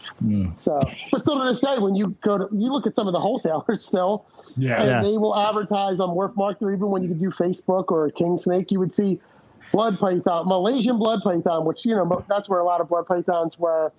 It's funny because at first it was Sumatran blood pythons that everybody wanted. And now it's back to that. Everything was getting imported from Sumatra that was red bloods. But what I was getting in, all the red bloods were pretty much Malaysia red bloods. Everybody was getting Malaysian red bloods in, and then there was now the crazy color one was the Banca red bloods. Right. That's another locality. So Bancas were like, everybody had they really were cool from the ones, but every single one. But everyone was like, oh, the Bancas are where it's at. It's the reddest of the red and all that stuff. But Rich Crowley really works with the Banca. Banca. Well, no, he also worked with the Sarawak, was the Borneo locations, which I'm glad Rich still works with them because he does, and it's awesome. He's keeping them going. But to me, I never was into them. But it is awesome because people wanted them. I still regret it. Up until like 5 years ago, I had a original Malaysian red blood pair from Mike Costacos, so they definitely looked different, and people would notice they look different. And I sold, I produced them a few times, and then I sold the whole project because they just, I thought they were cool, but I bring them to the show and people would appreciate them, but nobody would pull, and they weren't even expensive. No one would pull the trigger on them, and they were pretty like red, had some wide banding pattern, just nobody cared. Yeah. Yeah, that sucks when you're like really into a locality. That's the biggest thing to let the air out of your tires is when you're at a show and you're like, people, it's like how it was a couple shows ago where I actually brought the roughies, and the only person who actually gave a damn was Keith. Keith was the only one who was like, aren't these awesome? I'm like, thank you, Keith. Thank you. Like, nobody else, everybody walked right by them, and I'm like, So I get no credit for checking them out right next to his table. You weren't now, because you already have. I'm like 2 to 5 days away from them hatching right now. That's my second clutch ever. So when are you going to be out of your house, and where's your incubator in the new place? I want to get them done right away, and I need you guys with your miniature. You need me right? Your miniature sexing skills. Oh, so in a couple of days, you're just going to ring my doorbell, and you're just going to be here and be like, sex these. All right. Yeah, we had a hell of a time the last time. I'm like, oh my God, these really are tiny. But they have some size to them. That's why another reason why. I didn't do it right out of the. I tried to do it right out of the egg, and I thought I was doing it, but I wasn't 100%. One of the things that I learned from Owen about right out of the egg is because they don't have the muscle strength or whatever that they do as they. It's so much easier. It's just like, easier. Oh wow, look. But I don't like that with short tails though. I like them to have some fight. Yeah. I like them to have some fight in them.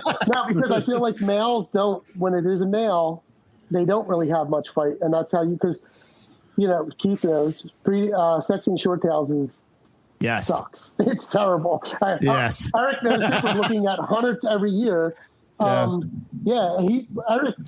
First off, the first couple of years, he's like, I still don't know what the hell you're looking at. But now I ask him first to see if to see if he has a good opinion, and he hits them. Like, he nails it. He knows what to look for now. But like I said, I think fresh out the egg for short tails, because they are difficult, because females have long hemipenal homologs, so they look like hemipenes. Yeah. I feel like fresh out of the egg, they all have almost no color, and they all have no fight. But if you give them a couple months and let them feed, I feel like males still spill right out, and females have a little bit more fight, and then they definitely develop a color. Males are generally darker, females are usually lighter, but there are still these in-betweeners that are just a nightmare. And I don't think you're a true short tail or blood breeder unless you've missexed some stuff. Yeah. And everybody has. It's a rite of passage. You get an angry email or an angry call from somebody a couple years down the line, and that's not fun to deal with. But it happens to everybody. Yeah, but I've had those situations. Who I sold animals to, and the animal was an adult. Tried breeding it with a male, and a female, if she's agitated and does not like that male, she'll invert, and they'll look like giant hemipenes, Yep. So that was happening because this pair wasn't compatible, and the guy calls me up all pissed off. I raised this thing for 4 years, blah, blah, blah. And I'm like, man, I am 100% positive that was a female. He's like, you should see the size, blah, blah, blah. So I'm like, no worries. That's why I always like having holdback animals, because I was able to give him an adult female. Mm-hmm. Right. And I just gave it to him, and he goes, well, here, you can have it. I go, you can keep the other one. Don't, I always want the person to be happy. Right. I don't care if it costs me money. I want them happy. So he kept them both. The following year, he calls me back, and he goes like, I got to admit, that did turn out to be a female, and it laid a clutch of eggs. I'm like, you son of a bitch. Now he's got 2 females from Give me my snake back. But usually, but the person Keith's talking about was a piece of shit, and usually the person would make that right. Well, like Keith did, he made it right, but yeah, that guy was a piece of shit. But I had similar, Keith. It wasn't like a shitty thing. This was a guy who's been to my house. We had somewhat of a friendship at Hamburg. There was an animal I produced. There's a female I produced myself. I also got 2 clutches of eggs out of her myself, and I sold it to this guy as a proven breeder female. That's what he wanted. So he, a week later calls me because he has my number and goes, dude, I thought we were friends. This thing got pissed off, and you should see the hemipenes on this thing. Why would you lie? I'm like, listen, man, I can show you that animal on eggs. I got I had photographs of it, but so because he was going to breed it, and that's why he got all pissed off. So he did breed it, and here this thing turned. He felt like such an ass. He was apologizing. I didn't have to do anything because I knew it was a female. But he's like, I am so sorry, dude. I was ready to curse your name all over the place. But he took a picture of what he saw. I'm like, yeah, I would. If I didn't know better, I would think that's a male too. I get because he was mostly a ball python guy. He didn't get it, but yeah, I mean, they were dark purple, huge. Everything's telling you a male. This is a proven female, 2 times over. I produced it myself. Yeah. So it's People used to ask me what's the best way to sex blood pythons, and I used to tell them the ones that lay eggs are definitely females. Yeah.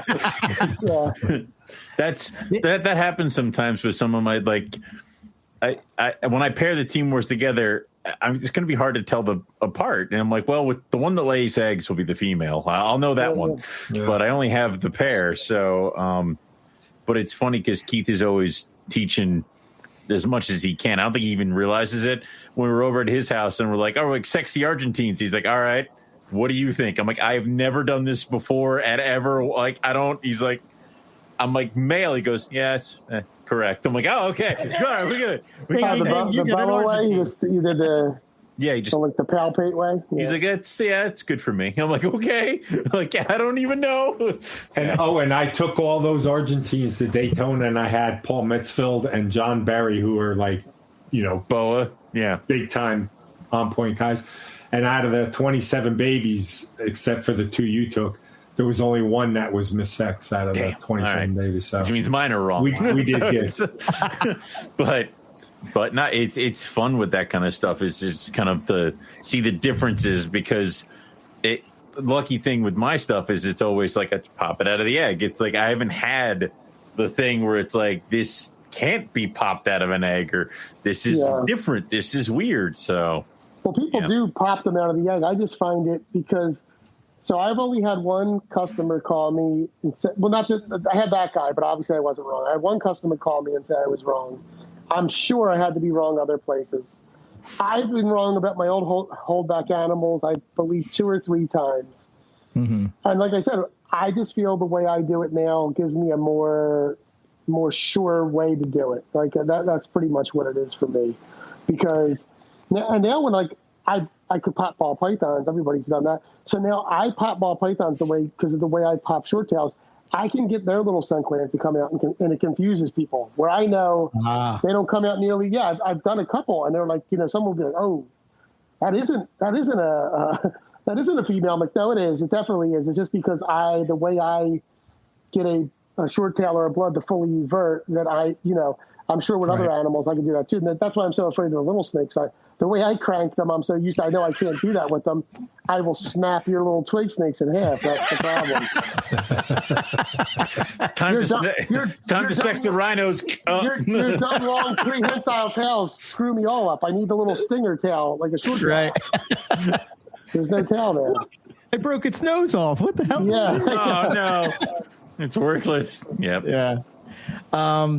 All right. I guess as we round out, the one question, this is probably more for Keith, but and you sort of hit on it earlier, but what made you decide to move on from short tails? And I asked this question in a way that I've always envisioned myself with carpet pythons, and I think of would I ever not have carpet pythons? And was that a species like that for you? And how did you make that process? Well, when you were saying that, something popped into my head, and I think the difference between you and I is that I got more caught up in breeding for morphs, where I don't, you know what I mean? Like, you know, the golden eye and it started to become too competitive. It became, and that's not me. You guys know me well enough to know where my head is at with the animals. Sure. You know what I mean?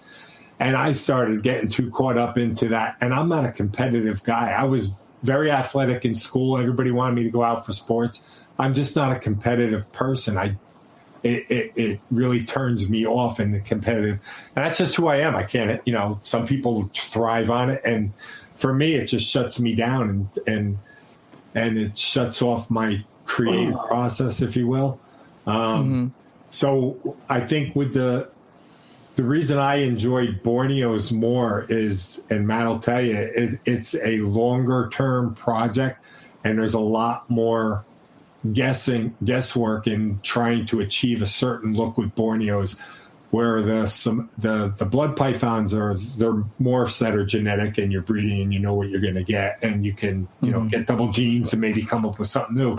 But with the Borneos, you know, you're picking certain looks, and then you're trying to capitalize on that look, and you know, it goes in a million different directions, and trying to achieve a certain goal is definitely more. So I think that's why I stuck with the Borneos a little bit more. But everything just started becoming too competitive in that market.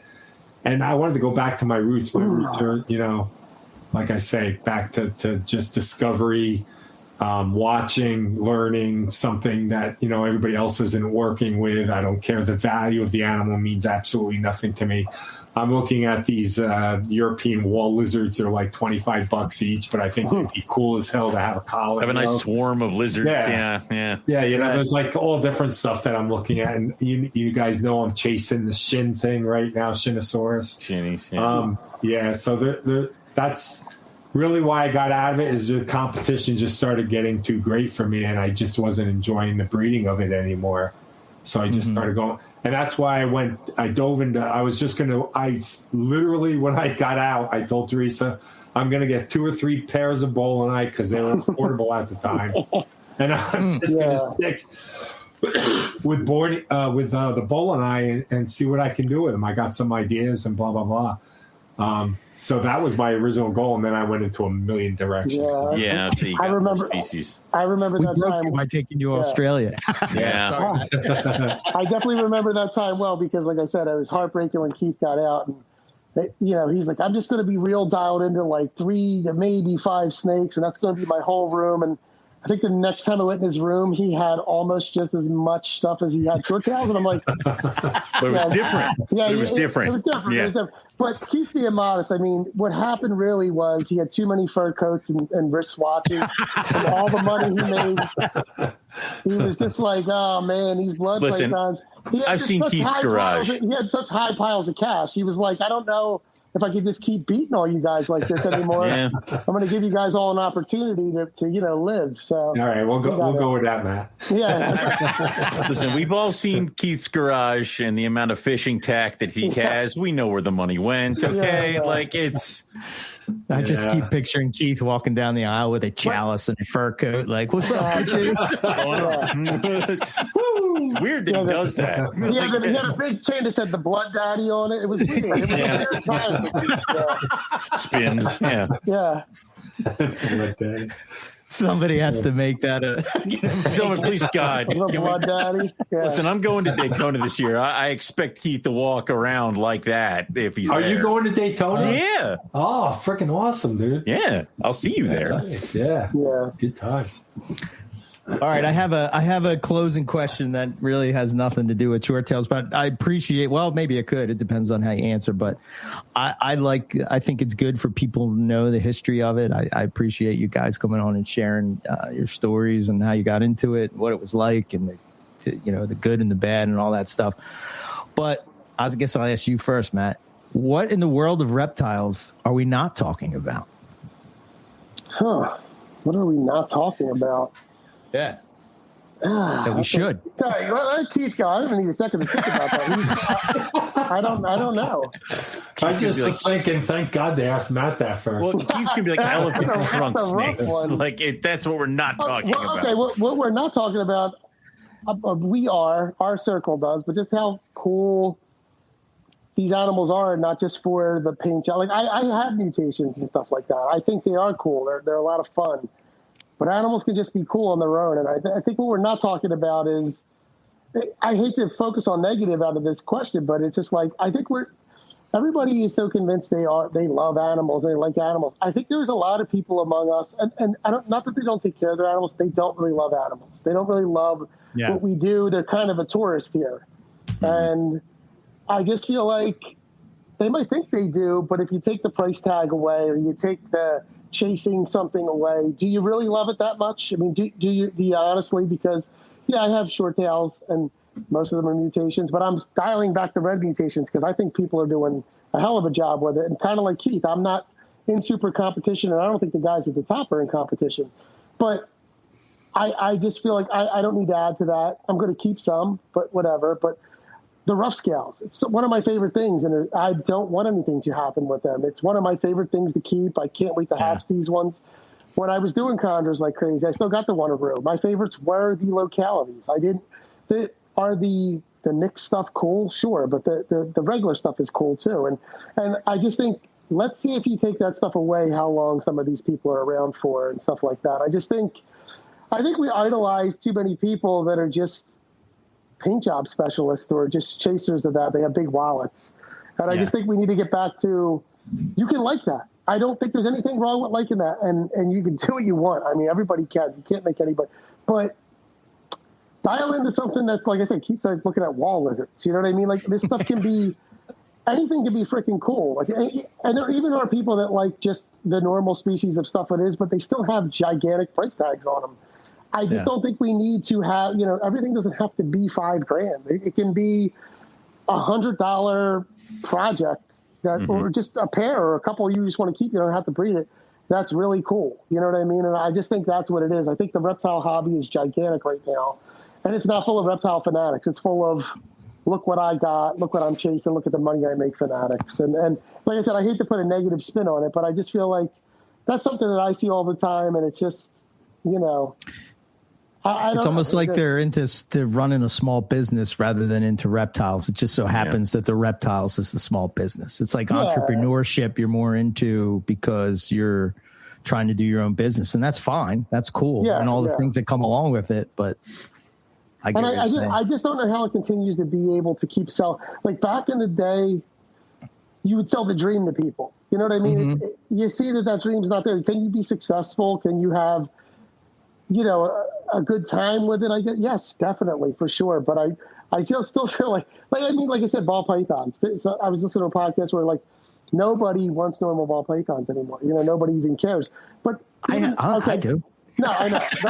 Shut up. But okay, let's take that out of the equation because there are a million. It is hard. There's a million ball pythons. They look beautiful. Sure. But people don't even dial back to go into a project that was cool that you can enhance that. You know what I mean? Like I think I saw not long ago, I mentioned it, like a super pastel, which is a double gene animal. It's an amazing looking animal. I remember it was unobtainable when I was there, but you still look at it like that's a cool animal. You can add to that. You can make things, you can make that cooler. You can roll back stuff and make cooler. And it's not just with ball pythons, it's with everything. Like I said, it blows my mind that people pay $5,000, $10,000 for a crested gecko because I see some of the mutations. Are they cool? Yeah, but I don't get how that animal could be a $10,000 animal. And a crested gecko on its own can be cool if that's what you really like. But I think if you take away the $10,000 crested geckos, there's not going to be that many people who crested geckos. You know what I mean? Like it's not going to go crazy. And I just think there are things that's just.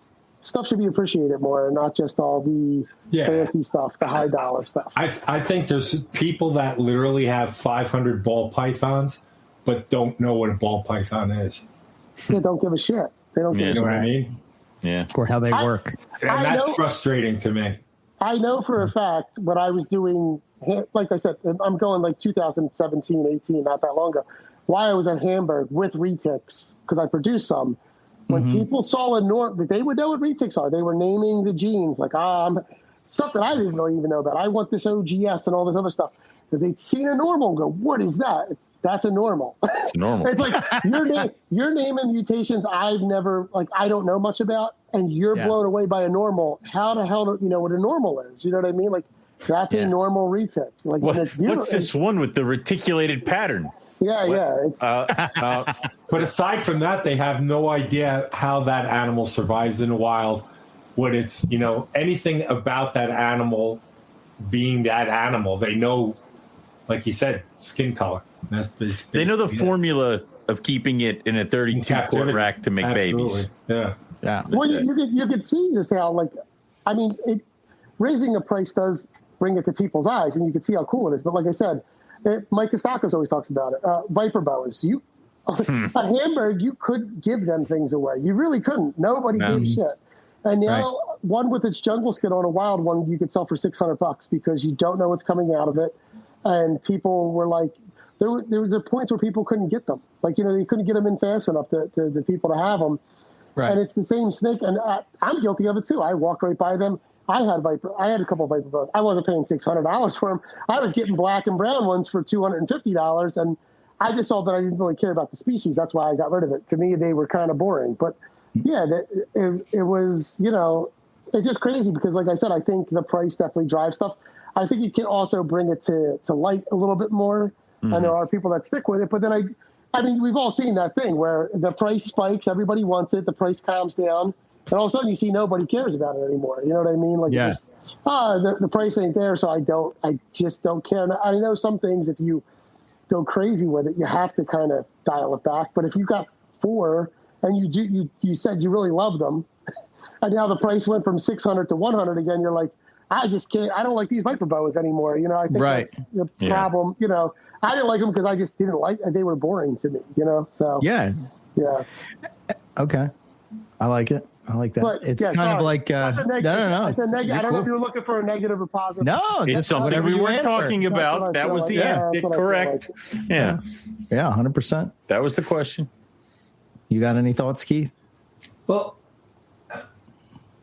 I guess it's kind of along these lines. Like, I think people don't understand that there's many ways to keep different species. Like, I know for a fact that rack systems in a very sterile setup are very good for blood pythons. A bioactive setup for a blood python isn't going to work, but there are plenty of animals where a bioactive setup works for. And I think some people get into this routine where every snake that they keep has to be either in a rack system or a cage on paper, or every animal that they keep has to be in a bioactive thing. They don't understand that in captivity. Certain animals do better in captivity in a very sterile setup, and other animals do very well in a more naturalistic, maybe not even bioactive. Like, there's an intermediate thing. Like, I keep all my red-tailed boas, Argentine boas, Bolivian boas, all of that on a thick layer of aspen bedding, because I noticed that the snakes love burrowing into that with just their head sticking out in an ambush position. It gives them a sense of security and all. And I just like thinking that I'm giving that animal a sense of a little bit of it still being in its wild state, than its very sterile setup. And I'm able to get away with that with a snake just as large as a blood python, but a blood python would not do well in that setup. No. You know what I mean? And I think people think a snake is a snake is a snake, or a lizard is a lizard is a lizard. And there's a lot of ways, to keep these animals. And I don't think people talk about all these different ways. Like, they either poo-poo on bioactive because it doesn't work for a blood python, so they think it doesn't work for any animal. In reality, there's plenty of animals that work. Owen keeps his rhino rats in a very naturalistic setup, and those animals are thriving in that. You know what I mean? So I would like to see more discussion on, and people not totally trashing somebody because they're experimenting with a different way to keep certain species. I mean, I have I have some colubrids and stuff. All my colubrids are on mulch just because I don't feel like dealing with that all the time. But like my scrubs are on mulch. Right. My water pythons are on mulch. I have a couple of other animals that are on mulch. I have certain things where the male of the species is on mulch and the female isn't. Like you can kind of. I find there's even species like I like keeping Madagascar Tripo sanzinia on mulch. I would never keep them on, let's say, aspen bedding or something like I like mulch, or like there's different species that I just find different substrates grow really well with. And I don't think people are either of the paper mindset or, of the other mindset. Yes. It seems like they don't see like my collection. If you guys come over or when you come over, you're going to see like all these different animals are on different substrates, depending on what I found works best for them, and gives them a little bit of that natural feel. And I'm not so sterile, and I'm happier. I think they're happier, Yeah. That is a good subject, Keith, because like I said, that hits close to home too of what I think about all the arguing. I just think when everybody can just like put down their swords, both like we can figure out more when we're just not at each other's throats. You know what I mean? It doesn't have to be a big enclosure that's natural versus a rack or a PVC cage that's on paper. Like I said, you don't have to love it, either one or the other, but you got to know that it both do work, and they can work for different species and different people. Just because you keep your blood python one way doesn't mean the other way doesn't work. They both can work. And instead of hating each other for it, like I said, maybe when people stop arguing, more cage and rack manufacturers will figure out stuff. Stuff will get bigger. It's not the early 2000s where there's only 4 molds of a tub. Reptile rack companies are now making their own. So I think the most villainized thing about racks is probably just the non-hype factor. I mean, some people just hate the plastic tub in general, but I feel like it's the hype factor. Some snakes don't need hype, but you could, people that aren't keeping a million snakes can, instead of having one that's 10 feet high, every one is 6 inches or 6.5 inches, would be happy to sub that out for something that's, 7 or 6 tubs high, and you're having 10 or 11 inches for each one, or whatever it might be. You know what I mean? Maybe some people, I would try that. I would be happy with that. I just think it's like you said, there's a lot of different ways to keep it. And me being primarily a rack guy, I can tell you most of my stuff is in racks. I have short tails. Some are on paper, some are on cocoa chip. Babies generally are either kept wet on paper or have a ton of sphagnum moss. My rough scales are in cages with the universal stone backgrounds on cocoa chip and natural branches. Good, Matt and I keep the roughies the same. Okay, good. So my Sanzinia are more in a natural thing, not bioactive, but they have branches and they have fake leaves and stuff like that. They're in a cage. I have White's tree frogs that have bioactive. It's not one come all. Like I try different things with different stuff, and some of the same species are kept different ways and in different sizes even. So, I hate all the just, like I said, it's not black or white. There's a lot of gray area. Yep. Of course, stupid ass ways you can keep snakes in racks, or stupid ass ways you can keep snakes in giant cage. Like I said, there are some people that say bigger is always better. That is complete horseshit. It's not always better. It's not, and not just because of the age of the animal. Sometimes it just doesn't work for certain animals. So, and certain cages are not set. Like I would not put a ground dwelling like species in my giant tall ass tank in my living room. Why? It would be like, what's up there? Whatever, we'll never go. Like I don't. Why would I put? That's a waste of space. Yeah. And obviously, also, I find that stuff changes as the animal ages. Right now, the baby roughies are on newspaper. Why? They're fucking babies. Okay, they're constantly, and as they grow, I have like subadult or juvie up here. He's on mulch. So after a certain point, you get them into that thing. It's when people are like, I'm going to take this hatchling that you gave me and put it in a 4-foot bioactive. I'm like, whoa, please pump the brakes, because you're going to call me in a week because it won't eat. Like, it's that kind of stuff. I think. Oh, go ahead. Sorry. Got to get into it. Yeah. I think I think with our world today, unfortunately, we've become so polarized about everything and nobody talks anymore. And I kind of feel like if the two worlds would kind of talk to each other, perhaps you could come to some kind of compromise that would make the best new reptile caging available, because you're getting the best of both worlds, you know? But instead, we just demonize whatever other side it's on, and it's just like it gets us nowhere. You know what I mean? It's like you're going to talk to me. I remember I was on a podcast and we were talking about, you know, natural keeping and how I changed my mind about keeping carpets. And then it became, well, do you think that you should keep everything, all pythons like that? And I said, well, the one thing I've learned from keeping all different types of pythons is that I used to think that they were all the same. What a stupid idea that was, because they're not the same. They don't come from this. Yeah, I guess they're like a semi-tropical species, you know, I guess to a certain extent, certain species are the same or whatever, but you know,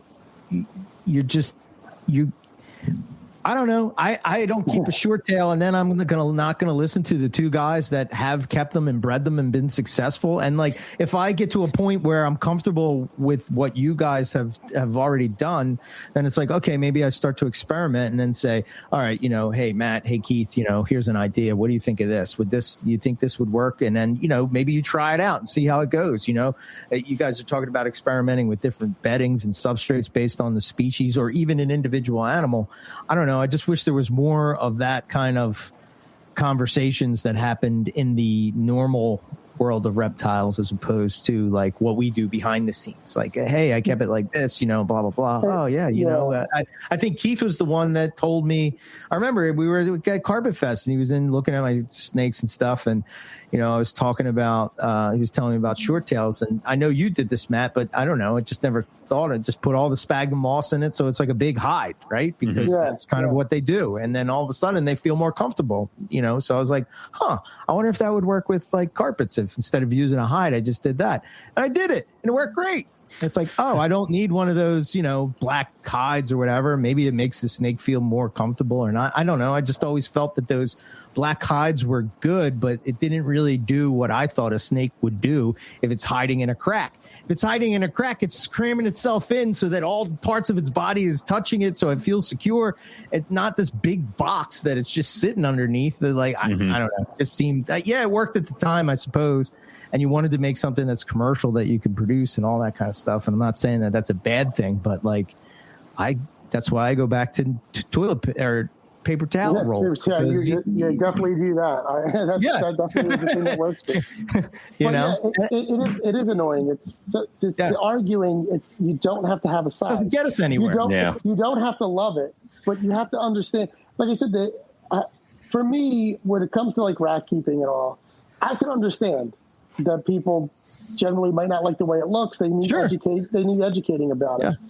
But the fact, the data is on our side of how long people have been doing this, and all the animals that mostly people are doing have been racks or PVC stuff on paper, more sterile thing to figure out the species and all that other stuff. You know, we're not coming in and giving it this slice of what we think they live in, gigantic. I think I asked you about this, Keith, because I was going to do some kind of a big write-up about it. And I'm sure in the early days, that's what was going on. You get a wild-caught animal, and you're trying to replicate its home, and then it becomes difficult because you can't see what's going on. You can't see what it's doing. You're trying to feed the animal. But when you put it in something smaller, it calms down. You're able to read the animal. You're able to see what it's leaving on the paper or even the cleaner substrate, and you're able to dial it in a little bit better. And then that's how you figure it out. And then when the animal then adjusts to you and you're keeping an animal, then you can judge whether you can give it this big slice of habitat, however you want to say it, this big slice of habitat. Right. So, it all comes back to ball pythons and boas, the more common pets is everybody wants to go and just buy the big cage, the end game cage. And even if you're buying like a sub-adult, can it live in there and do good? It could. You definitely can't stick a baby in a 4-foot cage and think it's going to do good, but you can take an adult or a sub-adult, but I think it's important you get the time under you and learn the animal and then make the adjustment of it. If you want to keep it in something small, your animal's never shown. It's always in the back. When you open it, it's a little skittish, or that's a good sign to be like, maybe giving this thing something with a bunch of perches and a light bulb and a big front opening thing might not be the best idea. But if the animal's very docile and tame and almost like you want to say like a broken animal, well, this thing's just dumb enough to live in whatever it can, and it will then thrive or do whatever. But like I said, I think the further along the animal is closer to the wild or acts more like its wild self, the worse off these big cages are. Unless you're talking about something with a little bit more room. Like, yeah, it would be wrong to stick something like a basin or something, a green tree python that is going to perch and wants to perch naturally in something that's 5 inches high, even if it can't perch. Like, you want to give it something more than that, or you want to give it a perch. But for a lot of these things, you are wasting space by doing it. It's never going to use that. And if you want to do that and it's for you and you can get the temperatures correct and your snake is thriving, it's eating, it's shedding, okay, more power to you. But there's certain times where you've got, I struggle with this thing on and off all the time, and you've got this big, beautiful setup. Well, then maybe dial it down. Or if, this snake isn't doing well because you got it crammed in a rack, well, then maybe get it in something bigger. It goes both ways. It really does. And instead of just, open your ears, learn about it some before just building on. Like I said, it goes the other way, too, for people that keep in racks. Everybody just shits all over bioactive or big natural cages. Right. Yes, it's not going to really work for pythons and stuff like that, but there are a lot of species that can, or it might not hurt for things, and you can try it by all means. Like I said, the UV thing, for snakes, I don't think it's going to amount to anything. But if you want to try it, cool. As long as you're not blasting it 24/7 with UV and giving it like a photo period, it's fine. But Eric, I've actually added a lot of this stuff to the book that I'm trying to put together. And one of the things is, like Matt's saying, some species feel more secure in a tighter, smaller cage, but they're on the same token, like these Spilotus, these tiger rat snakes that I have, I put the animal in a 5 foot long cage, 2 foot wide. And this animal is way more secure now in this bigger cage because their defense is flight, not standing fight. Yeah. So in a bigger cage, an animal that's defense is flight, like a coach whip or a racer or something like that, they feel more secure because they got more room to let loose and get away, And you try cramming an animal like that in a tight, small cage, then, without a lot of hides and all that kind of. But I've been adding a lot of stuff like that. I definitely want you to read the revised where I'm going. Yeah, absolutely. I think that's one of the reasons why I love carpet pythons, right? To me, they fit exactly what I'm looking for because I'm a lot like Keith. Maybe it's getting older. You don't, it's in the morph game. I did it with the carpets and it was like, I was the same way. I got turned off about it. People that I was friends with, all of a sudden those two people are fighting and they want me to choose a side. And I'm like, no, I'm done with this bullshit. This is just bullshit. Over the color of a snake? Like, come on, guys. Like, what are we doing here? Dark. Dark appearance. There he is. He's dying to get on my lap. Right. What's up, buddy? And like you can keep a carpet python in that kind of enclosure and I can see what it does and I can feel like I'm in Australia and I can feel like, but I'm not going to say to anybody that they shouldn't keep it the way that they're keeping it. That's not my call. And I'm not saying that even the way I keep it is right. I'm just saying that this is what I want to do and this is how I want to do it, And it's like if you're keeping a desert species and that's like the majority of your collection, you're not going to go and buy a rainbow boa and say, he looks excited. he's begging for attention is what's happening here. This is where he lives generally when I'm not doing this stuff. So there you go. He's like, I don't understand what's happening. Like, come on. Yeah. But yeah, I don't know. That's kind of my thought. Like you have to be smart about like what you're doing. Like you can't have, I guess you can, but you got to look at it like, how are you going to keep the humidity of a rainbow bow when everything else you have is from the desert where you got to keep the humidity lower, Right. And there are ways around that and stuff to do, but it's like what I think. Owen's the master at it. I am God. But no, what I think the problem is that where I get the issue is, people who fight back with this kind of shit. It's like, this isn't really going to work for this species. Well, how do you know? You're right. I've only been producing it for 20 years. Like, it's that kind of stuff of people have tried these things. You're not cracking new eggs here. And what they say is this is the best for the species. And it's like, After many a of certain you, point, Brad? you're like, you know what? Go fucking try it. And they're like, oh, it's dead. No That shit. works. That works in reverse too. You can't say like, well, I've only been, because then you're like, oh, you can breathe, so you can't even do that when you're trying to have like a good conversation with someone. It's almost like you can't. Right. Yeah. It's not something you should use, but it's like, well, I have been producing this specific thing for 16 years, raising up my own babies, producing them back, doing all that stuff. Right. I'm figuring something out, and they just, why? Because you're special because you're a breeder. You know what I mean? So yes, because I've kept a bunch of them alive. Yeah, that's what I mean. And but you can't, because generally that goes backward. That does go south on you. You should be able to, and it's not just to rub it in somebody's face, but you're just trying to give your experience and all that stuff. But people need. It's just so tiring. It's right, and that's. Dude, I don't comment on anything because it's exhausting. But people need to understand, like, if I had a bunch of Borneos dropped in my lap, first off, I'd drive them to Matt's house and, like, yeet them over his fence. But if that happens, I'm talking to you two because it's like I need you guys to take me to school because I have no fucking idea what I'm doing, and I can't admit that. Where I think we have the issue is that people are like, well, clearly I've kept this corn snake and I can do this. It's like, well, maybe you want to listen to some of the people who have trodden the ground you're about to walk on many times before. Well, it goes back to what Keith's saying. It all goes backwards. Back in the day, you couldn't get any info. You were just trying to keep it alive. Someone's like, yeah, you figure it out. You didn't want to give them secrets. now everybody's more than willing to give you the secret. They're like, no, that sucks. You can't put them in a tub. I'm putting them in this giant cage. You guys are idiots. I'm putting it in cages with waterfalls. I'm doing all that. I need stone rock work. Yeah. I will say my one pet peeve is people that say they want to keep something as natural as possible. And not only is the setup not natural, I like to go the extra mile. Like, are you introducing predators to it? Because that's pretty natural. Are you don't want to breed. They breed in nature. Are you feeding it for various food items? No, you're giving it a frozen thawed rat. You're not even giving it a live rat. And everyone wants to talk about enrichment, You won't even give your snake a live meal. Like but I go the extra distance if I want to be petty and argue with somebody. Like, you're not doing any of that kind of stuff.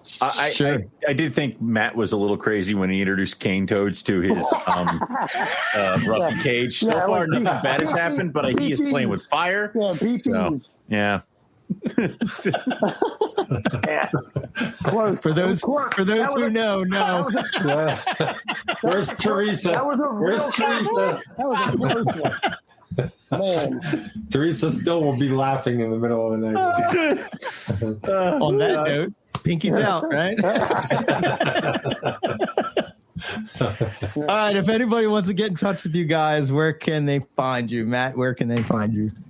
Facebook, Facebook under my name, Facebook under Philly Herpeticulture. Okay. Instagram under Philly Herpeticulture. If you Google Philly Herp, I'm sure I'll come up. Or Matt Minetola, I'm sure I will come up. Gotcha. Okay. What about you, Keith? Yeah, no more websites or anything for me. So if you want to contact me, just my name on Facebook, send me a message, and I talk to everybody. So don't worry, send me a message. We'll talk. Oh, and I thought we were special. I am. Listen, you ride my coattails here, buddy. That's true. That's true. I'm glad you keep me around. Yeah. Yeah. You're the smartest one of the whole bunch. I dazzled Keith with my knowledge. Everybody works, and I just go. Listen, I dazzled Keith with my knowledge of California king snakes and how to breed them in a bin. Yeah. So. Yes, I see. Yeah. So next week we're talking dwarf Burmese pythons. What the hell is happening with this show? Well, we're talking with Michael Pinnell. Okay. About dwarf Burms. That just reminded me of. Has there ever been a podcast about dwarf Burms? I don't think so, but yes. Now there will be. I would like to say probably not, but there's a lot of podcasts. Yeah, it's true. Well, Eric, now that you said that, there'll be one tomorrow night. Well, yeah, 100%. This just made me think of Matt's Sri Lankans and stuff again, which I need to get them out of my head. By the way, Matt, as far as humanly possible. So you got to see them live when you watched stuff, right? Yeah. No, dude. Oh, Owen. No, I don't want to talk get about rid of it. that stupid retic.